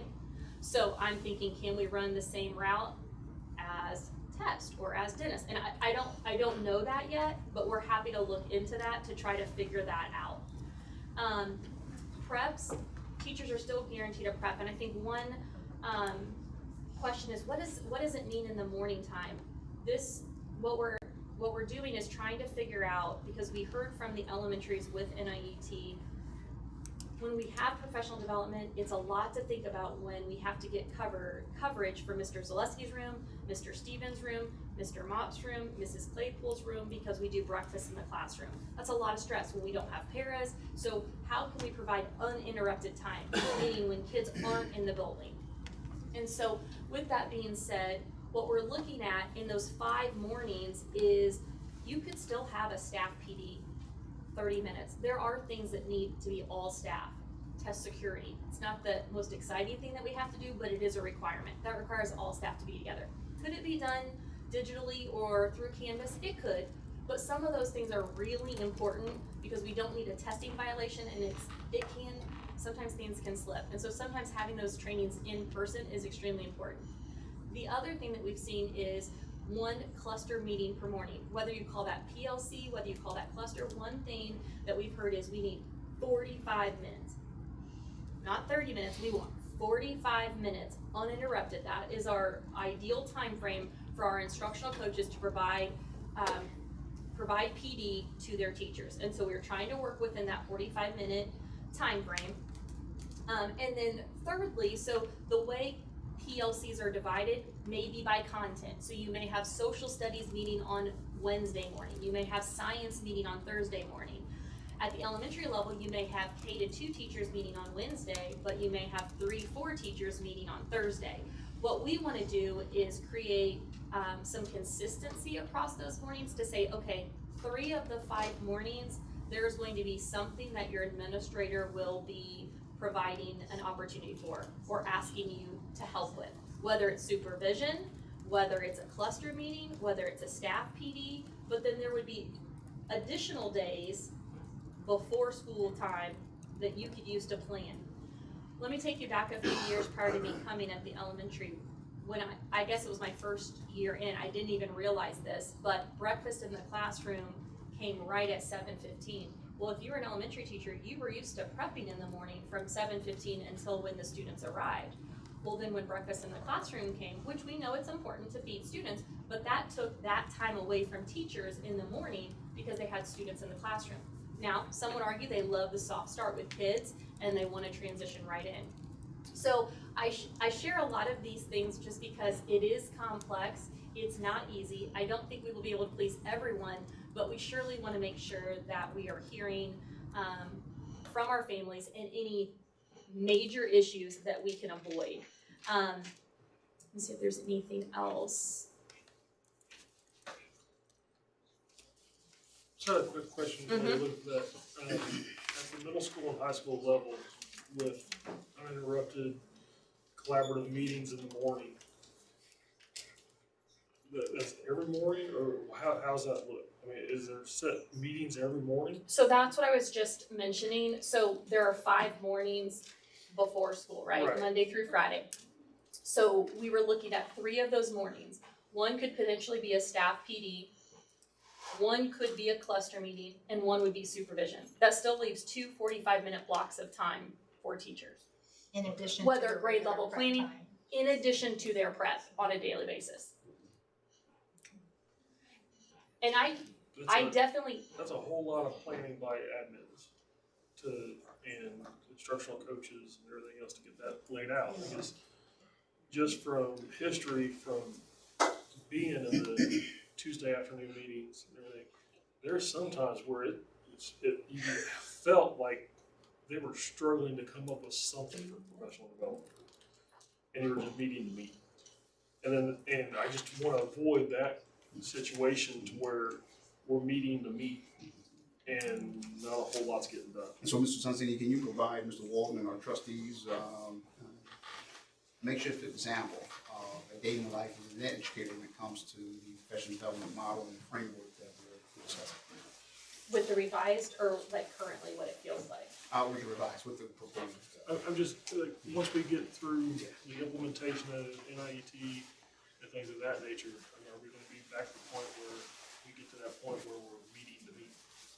That's never, I think that's something we have to agree on. We're never in a position to meet just to meet, but we're trying to provide purposeful, differentiated professional development to specifically that secondary level to different contents. And having everyone together can be hard.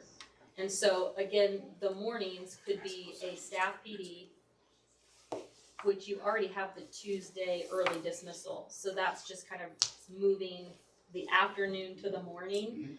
And then at the elementary level, right now they have 1 cluster per week.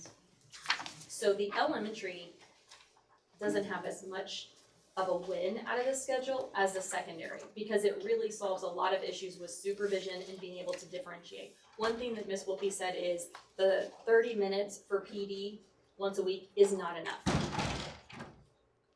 And so hearing that, knowing the number of new teachers that we have and the ability to support them. For example, right now we offer with a stipend to pay new teachers to come, but it's exhausting after you're in a full day of work and then to come and learn. But I will applaud those that are coming because we are knocking things out. They're learning about Canvas, they're learning about gradebooks. But sometimes you can't learn it all at once, and it just takes time. And so what we're trying to do is create structures and opportunities to provide that ongoing professional development that's grounded in high quality tier 1 instruction. And that's where the NIET framework comes into play.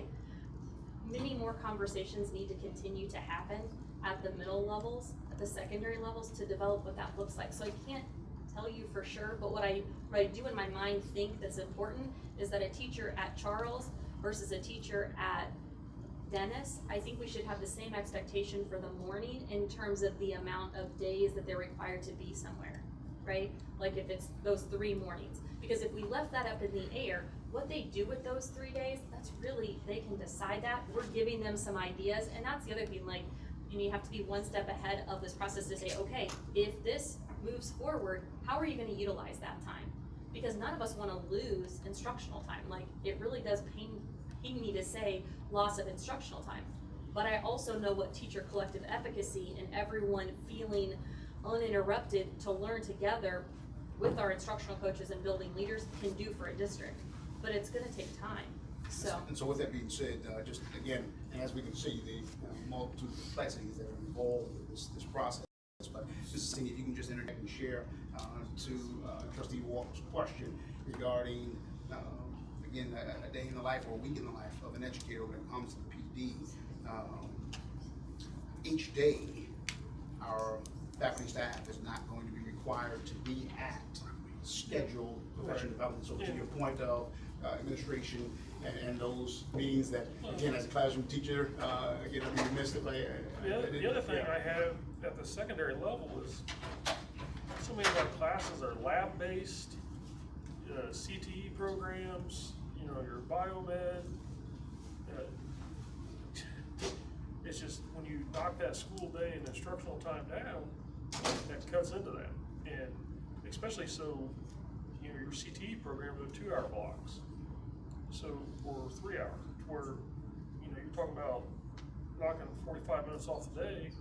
Well, you're taking 20 minutes out of their class, and that could be 20 minutes of, you know, making sure your PPE is correct, and you don't want to start shortcutting and getting things correct. You know, I can't imagine losing, if I was a biology teacher, I couldn't imagine losing 5 or 10 minutes out of my class each day when it's already struggling. You're already struggling to get kids out into the lab and get a lab done in that short period of time.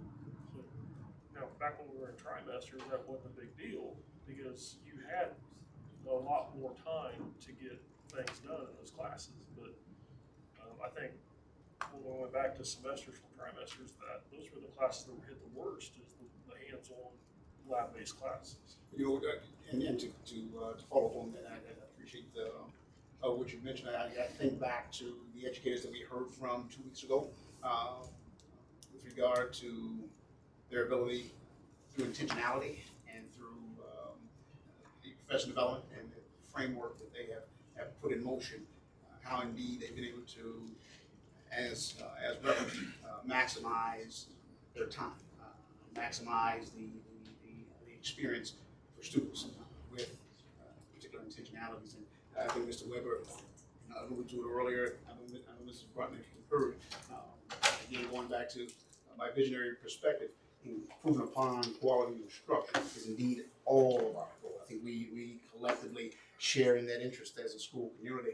I know we also have been charged to create and develop a professional learning organization as a whole, a corporation and professional learning communities in each individual building.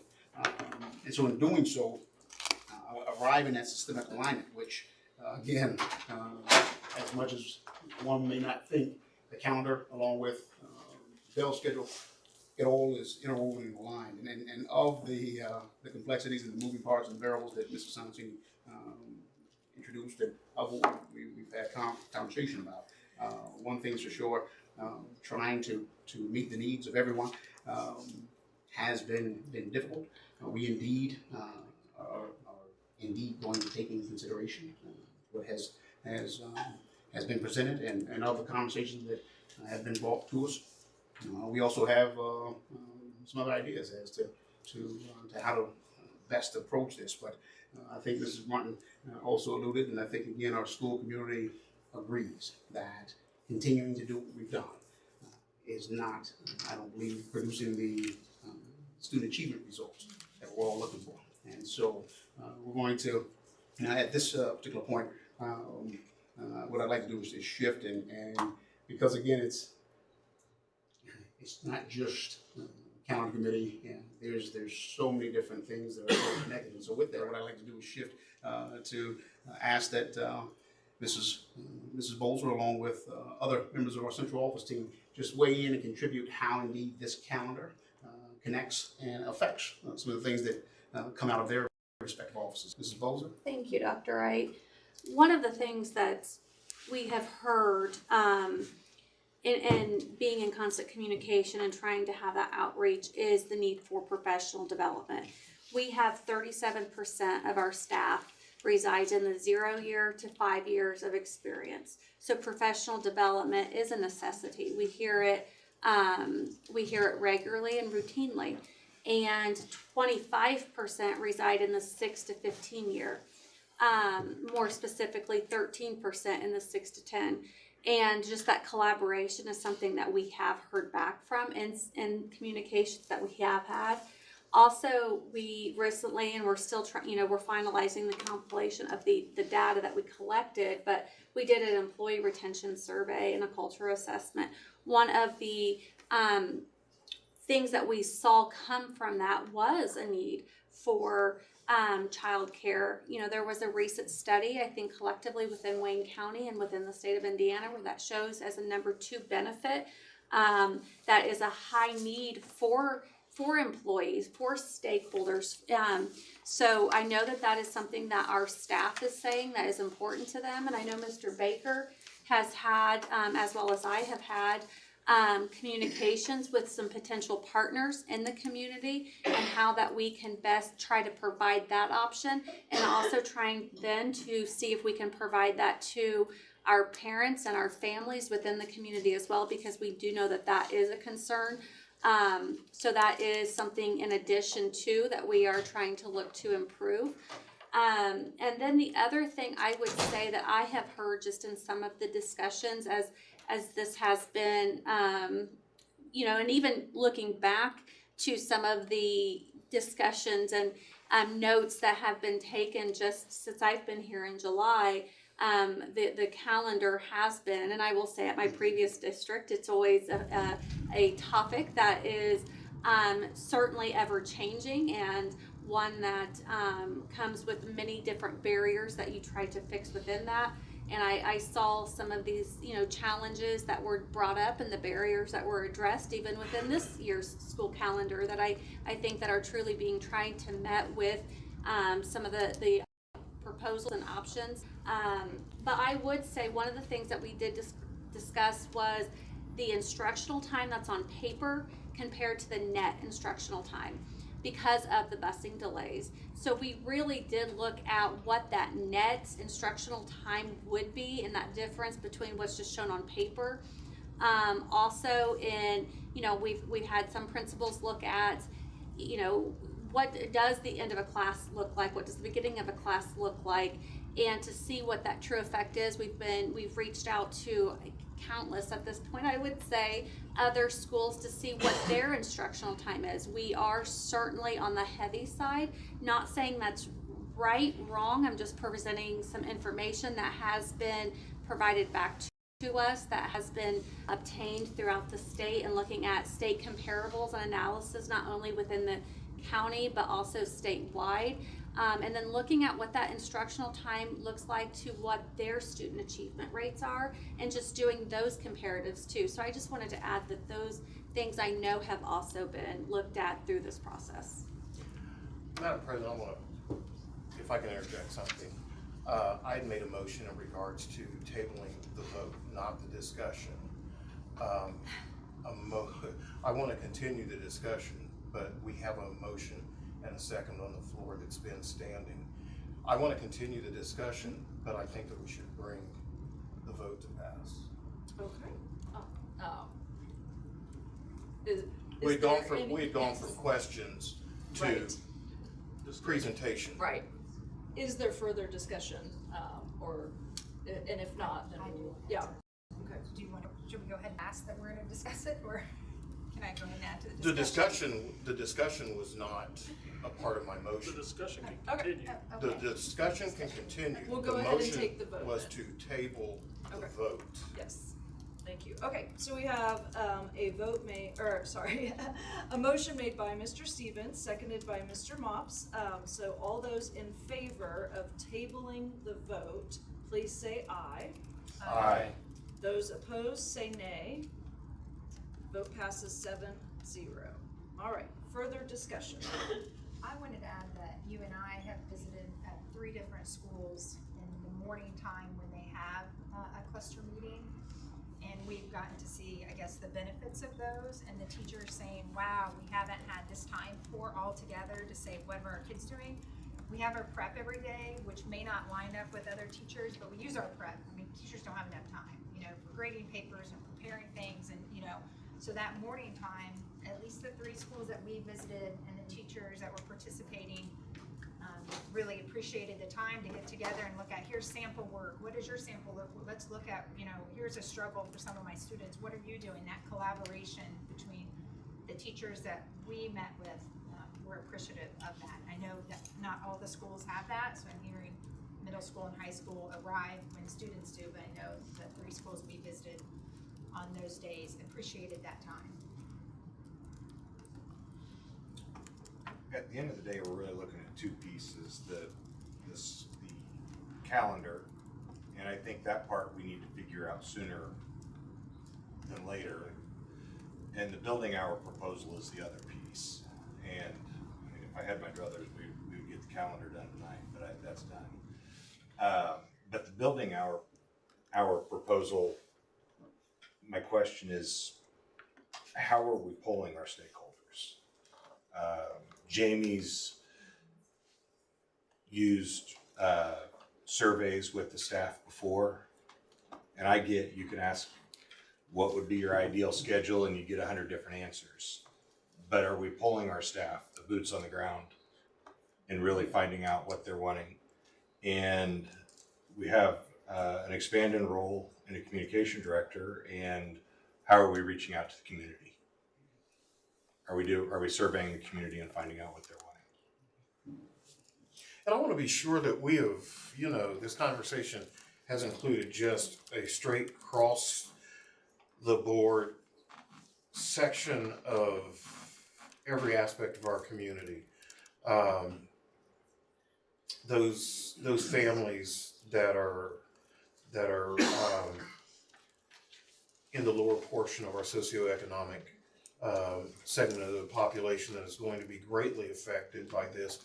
With, again, we've talked about the preschool child care as opposed to the post-school, the post-day after-school child care. I get concerned about those because I sit in a car every day and I drive around and I'm wondering why at 9:30 I'm seeing 3 kids who should be in school outside and not in our buildings.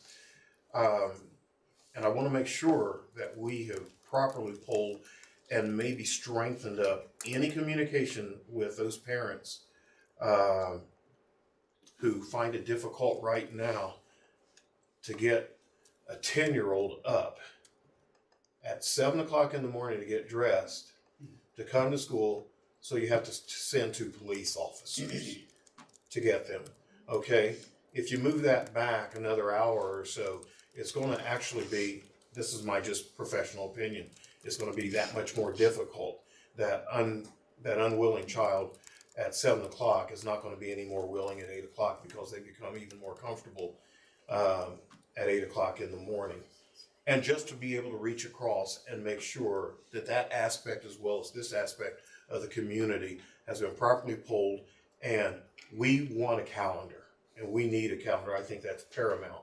And again, going back to my original comments, I completely appreciate, applaud, and value all the efforts that have been made to get to this point for those who are here and those who aren't here. I want to make sure that when we do vote and we vote on a calendar, it's going to be the one that's going to be the best calendar for everyone. And there again, I just brought the professional aspect into it because I want to make sure that we're not creating another hardship for not just the parent, but specifically the student. One thing, Mr. Zaleski, I think worth mentioning in regards to separating them both is that the calendar has the 30-minute early dismissal PD. So that's what connects them. So if we pass the calendar, are we passing the calendar without the early dismissal in hopes that we are able to reach some sort of revised calendar for the building hour proposal? You see what I'm saying? So that was my dilemma of like moving forward with one without having a really good, clear picture of where that PD time would come. Because if we removed it and we couldn't agree or pass something, then where did professional development time go? So. Well, I think you put the calendar forward with the Tuesday schedule or the professional development as is, because that would be a whole lot easier to amend to say we're not doing Tuesday PD and we're releasing every day at the same time, and then to go back. That makes sense? And that is one thing we heard from parents on the committee is be consistent with when you're dismissing or when you're arriving. They don't like the stagger. They like when we were saying the synchronous instruction for PD, they were like, if you're gonna have it on the second Wednesday every month. They really wanted consistency for their schedules. So yes, I hear what you're saying. We could potentially move forward with that. I still am very hopeful that with some additional feedback and conversation and polling, that we can bring something back next month that really makes us all proud. And or if through further discussion, through further findings and indeed input, this is something that we also can address at one of our upcoming work sessions. I think it'd be a great topic for a work session. Yeah, something that we also can do within those sessions, because we are, granted such options with those sessions. I would agree with Mr. Zaleski that though, in that time that we have a small group that have met, union teachers and other, but we need to hear from all teachers and parents. We've heard from the selective who've spoken tonight and, maybe have told me individually they love it or they don't like it, but we need to hear from everyone in that time, or as many people as we can reach. And we know not everyone's going to be happy, but we can hear, there's always going to be someone that's not happy or happy with it, but. I want to echo that because from our perspective, we've been hearing about the calendar for quite a while, and we know, a lot of work has been going into it. We've seen the reports and that kind of thing, and each of these meetings, but the community is just now being aware, just being made aware, so to speak. So I think right now is when they're saying, wait a minute, hold on, or these are my concerns. So, we are representatives of the community. And so we're just now hearing their feedback, which is why I appreciate the vote to table, so that we can collect that feedback and then make a decision. So, I think that's kind of where we are at this point. So what are next steps from? So it sounds like the recommendation would be to poll staff and families and set up some opportunities, not just electronically, but actually physically in places where we could get some feedback from families. So I think that's a positive next step. We do have the Ed Working Group Committee on Monday. So Mrs. Brunton and Mr. Weber and Mr. Mops, if you can process through that and provide our team with any additional feedback on Monday after you think through it, that would be helpful. And are there any other? No, I would just stress parents and teachers to complete these surveys and do them. So sometimes the information comes back and then it seems like it's headed one way, and then we hear feedback that people didn't ever share with us until the moment we're here. So it's hard for us to make an informed decision if they don't participate. So that'll be very vital. Okay. We encourage that. And to make sure that we're including things regarding their thoughts on whether or not they feel kids are needing more instructional time. I mean, we're hearing the teacher efficacy being, the offset for that, but just wanting to hear what are their thoughts. Also the supervision before school and what's set up for addressing that, and just kind of just making sure that it's a well-rounded survey. So. And one thing that I did hear this week that kind of stuck with me is one parent reached out at a middle school and said, my child has one class period with a licensed teacher for that content area. And so I think the other thing we have to think about is we have a responsibility to try to guarantee viable curriculum. And if we're putting teachers in those classrooms with emergency permits that want to be there, I want to give them every level of support that we possibly can so that our kids can learn. Kids can't learn science if they don't have teachers that have content knowledge. So just keep that in mind, that teacher professional development is extremely important given the current state of our new teacher, the number of new teachers that we have. And I think the education committee could formulate those questions for the surveys, and I would invite REA to have their questions for the staff also. So it is a rounded survey. We're not just saying these are the questions that are centered and wanting to get the answers that we want to get. So we get a well-rounded response. Board-driven questions, administration-driven questions, teacher REA-driven questions, family, parent-driven questions, community stakeholder-driven questions, not just those of us here or those of us in the classroom, but a well-rounded survey reaching out to every segment of our community. Anything else? All right, thank you all for that discussion. Okay, we are going to move on to policy review, 6.01. This is our policy on early graduation. Madam President, I would like to make the motion that we move or approve policy 6.01 on early graduation, as well as 6.02 policy 49, the first one is 6.01 policy 4464, early graduation, and 6.02 policy 4900, meal charges. I make the motion that we approve both on second reading. Second. All right, we have a motion made by Mr. Stevens, a second by Mr. Zaleski. Are there any questions or comments? Okay, all those in favor say aye. Aye. Those opposed, nay. Vote passes 7-0. All right, moving on to board reports. I just had one comment on the policies. Since we've altered the schedule from our meeting schedule to a workshop, then a business meeting the second of the month, we probably need to double up on the policies to get that 3-year schedule. So just for future, so we don't get behind in making sure those policies are up to date. Yeah, no, that's a good thought. Keeping us on it. Thanks. Okay, so 7.01 Educational Planning Working Group. So that's Kristen, John, and Stacy. Anything to report? We have not met since the meeting that Dawn talked about, but we're meeting Monday. Okay. All right, what about 7.02 Buildings and Grounds? That's John, Brad, and myself. Nothing. We need to probably get a meeting to discuss, like we talked about the flooring and are moving forward with that. So probably need to get that in the schedule here soon. Okay, Finance Working Group.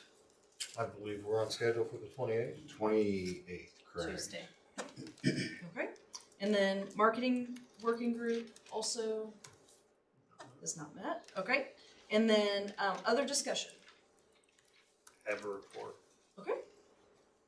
Yeah. So yesterday was ISBA, that's the Indiana School Board Association Day at the State House. Terry Spradlin and Lisa Tanzel kind of head that up with ISBA. That organization only has 7 employees.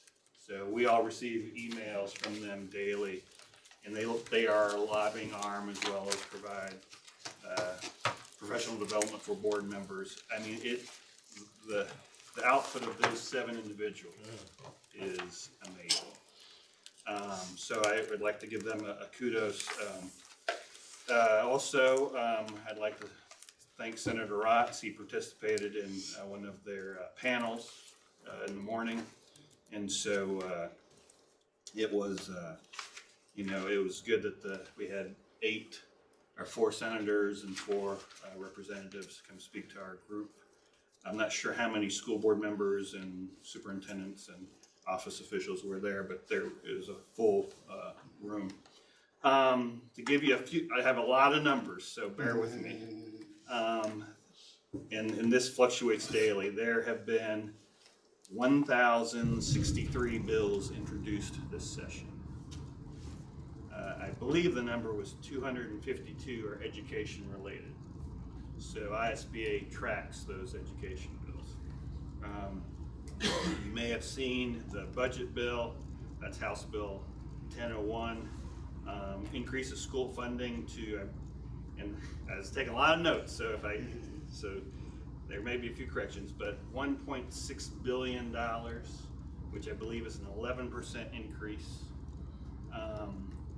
Funding, and this is all subject to change because it's a crazy place over there if you've never been there. Funding increases currently are for 2024, 4%, 2025, 0.7%. So less than 1% the following year. Big problem. However, the complexity index, which tends to help us, is up 4.5%. There have been years where it has declined, so it's hard to, but of that 1.6 billion, 200 million is for charter schools. So take that off the top. And then they refer to, so 1.6 billion sounds like a lot of money, but a lot of this money is categorized. So there's a chunk going to the Teacher Retirement Pension Fund. The State House has a priority to get those liabilities paid off on their kind of what's the word, issues they like to look at. There's increases for adult learners, there's increases for special education, there's increases for English language learners, and there's the elimination of the textbook fees. So all that comes out of that pot of money. And so what's left that we can just spend as we choose is not that big of a amount. So these are things as we talk to our officials, the charter school, the 200 million, that's a lot of money. I think 94% of Indiana students attend a public school, so. And John, yes. If everybody I'm sure has paid attention to the fact that the media push on that very subject in regards to the money going to supporting charter schools has really, really increased over the last month or so. In fact, they're really pulling on the heartstrings of people who watch the commercials because woe is me student who wants to go to a charter school is the one who's being highlighted because the way that the media is portraying them is they're being, there's being disservice given to them because they're not going to a public school and are being abused, lack of a better expression, abused for not going to a public school, so. Well, and there was some comment, although there was never any mention of how this would be done, but the equity, I think some of us may have seen the Carmel school tour that would hit social media. I mean, I thought we had nice facilities. And then I saw Carmel. And so they're trying to address that, they were unclear how that would be done. But again, a lot of that funding is in categorized grant items. So there's not many unencumbered dollars for programming and wages, is the bottom line. Senator Rotz, that's our senator, chairs the Education Committee. Some of the bills his caucus is looking at includes changes to the high school diploma, SB 1, and graduation rate calculation. I think there's just some personal issues there. There also seems to be a big push into the science of reading. House Bill 1558. I didn't know they were experts over at the State House, but apparently they are. And this is a mix of, this is just kind of my notes, so this is a mix of positive and not so positive. 21st Century Scholar application process, Senate Bill 435, that's where you would automatically be enrolled, and then there'd be some criteria at the end. That's a big win, especially for our kids. The FFA application process, where every kid would be required to fill out the FAFSA, that is probably a positive, but that'll come at some unfunded cost to our district. There's a couple bills regarding tax increment financing. ISBA supports House Bill 1085 as it adds a voting school board member to the Redevelopment Commission. So they would have a vote on that, and I think I don't sit there very well without a vote. we might rethink our representative.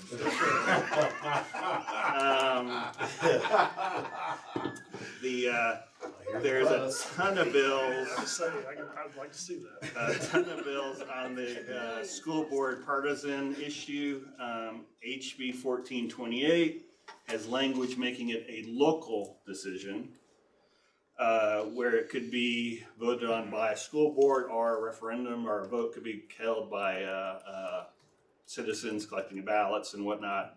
I don't think that's good politics, but that may be the compromise. Just a few more bills to go over. Senate Bill 391 is the sale of underused or unused buildings at charter schools for $1. That seems to have a lot of traction. You probably have seen Senate Bill 12. That's the library censorship bill, for lack of a better word. That has that kind of strips some of the protections from employees, and so that has a lot of issues. House Bill 1608 is the sexual orientation and gender identity bill for K-3. That's a kind of a GOP bill that they're pushing. House Bill 1635 is Senator Rott's graduation and diploma bill. Even though it's a House bill, he's the Senate sponsor. House Bill 1002 is a CTE internship bill. I don't know. There's good and bad. I mean, it's none of this is, and so that kind of really looks to, you talk about us getting in the weeds. The State House folks really like to get in the weeds, and so this is where they would kind of try to formalize internships and partnerships, and I don't know. There wasn't but it's on there, and it may go through. House Bill 1638 is regulatory and reporting relief for schools. So we will see that when we, believe it when we see it. And then probably a biggie is Senate Bill 486. And this contains a ton of stuff, include major changes to bargaining discussion and other contract issues. So, pretty long day. I did speak to Senator Rotz when I was there. I said hello to Representative Barrett. And so they also had to arrest a guy outside the Capitol, so that was interesting. Wasn't me. But it was a good day. Learned a ton. They had 100 pages for us to review, so it's just, 1,000 bills. It's hard to fathom. If anyone had any questions, I'd be more than willing, but it was enlightening. Thank you, John. Yeah, thank you for doing it that way, and for the report. Yeah. The TIF legislation that's being proposed would bring 20% of the TIF revenue back to the school system, which is lower than what the average school portion of property tax is, which is about 43% across the state. I mean, there's two bills, it seems to be, there's two TIF bills right now, I Yeah. forget the number of the other one. And, There's always a Senate version and a House there's a version. huge claim of affordable housing, seems to be the driver behind it. I think ISBA thought if the schools had a sign off, you know, if we're gonna add a 100-home neighborhood to Richmond, long-term, that's good for us. It's nice to be in that discussion, so. But, yeah, there's a lot of stuff going on. And it would only affect future TIFs, not already TIFs in place, so. There's a lot of money that goes into those TIF districts on a non-elected redevelopment commission. Any other discussion? So next we have a preview of upcoming meetings and events. Dr. Wright?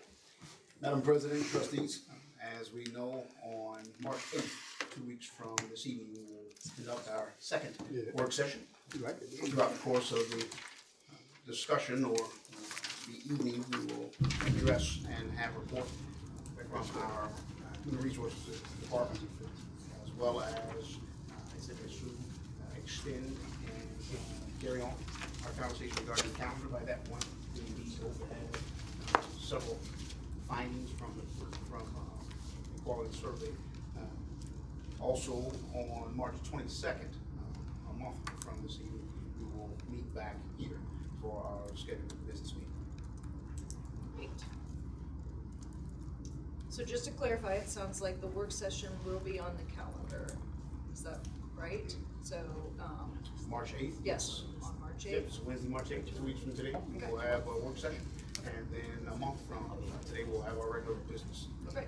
I'm just wanting the public to hear that so that they We'll be know discussing the calendar. that we right? will be Yes. discussing the calendar, not voting on it, but discussing the calendar on March 8th. Get a hold of us and look for the surveys and come to the work session, and then that means that the vote would possibly be on March 22nd.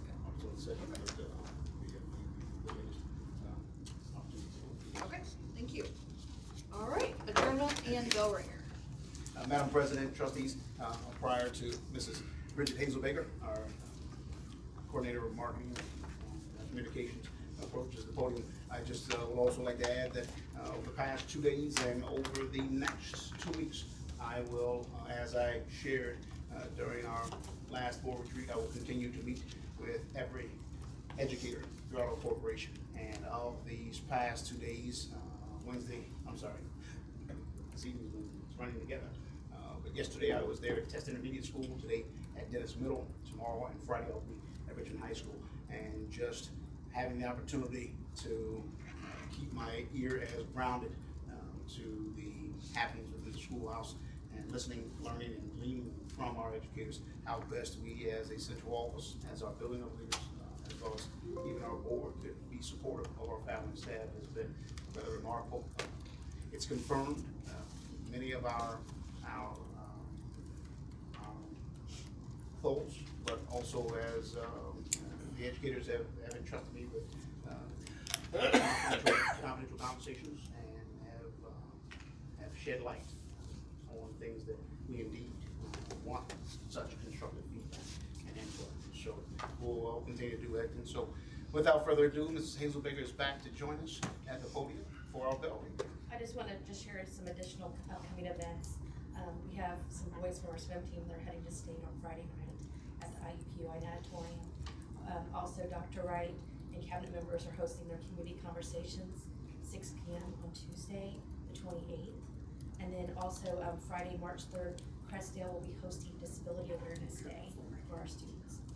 Bell ringer, we just want to celebrate. We'll hopefully bring him to a board meeting as well, but RCS e-learning specialist Tim Arnold has been named a Jacobs Educator Award winner. His innovation use of technology to support learning and instruction is one of the primary reasons that he was selected. And also today is also School Bus Driver Appreciation Day. So we want to make sure we tell all our school bus drivers how much we appreciate them. So And Mrs. Hazelbeck, if you don't mind, I promise, I just want to piggyback on that because I'd be remiss if Mrs. Scalf was here. As we know, Mrs. Scalf is attending a professional development conference on behalf of the IASBO membership that she's affiliated with. But because of the passage of the additional funding for our transportation department, they indeed have been able to hire 3, I believe by the end of this week, 4 additional drivers. And as a result, I believe we're going to see some positive results that we all have been expecting for some time. And so I just, again, with it being Bus Appreciation Week, I definitely want to continue to highlight. We're still hiring bus drivers, if anybody wants to be a bus driver. No doubt about it. Opportunity's still there. And then Yes. finally, I was able to attend the career fair today for the Wayne County Chamber of Commerce, so we had all of our juniors and seniors there today. It was amazing. I heard so many great things from the businesses and partners that were there about how wonderful our students were. So I was very, very impressed with our students, and it was fun to see that and do that again. So again, roughly 550 students we had there today. So I want to thank the administration at the high school for getting that going. And last year we had how many? Not as many. Correct? Not as many. We didn't have as many. And then another opportunity our students will be in May, will be a job fair. So some of those seniors who may not have placement for college or military or job yet, they'll have an opportunity to do a live interview at that event as well. That's hosted by the Chamber of Commerce. All right, thank you. Thank you, ma'am. All right, anything else? Yeah, elementary night, okay. So sorry, one more thing. Elementary, so tomorrow night is a basketball game, the last home basketball game for the boys team. So senior night for the basketball team, but it's also elementary school night too. So pre-K through 6th grade students get in free to the game with the paying adult. And we have Charles Choir will be singing the national anthem, and we have some different events like that. So real excited about that going on tomorrow night as well. Okay. Meeting is now adjourned.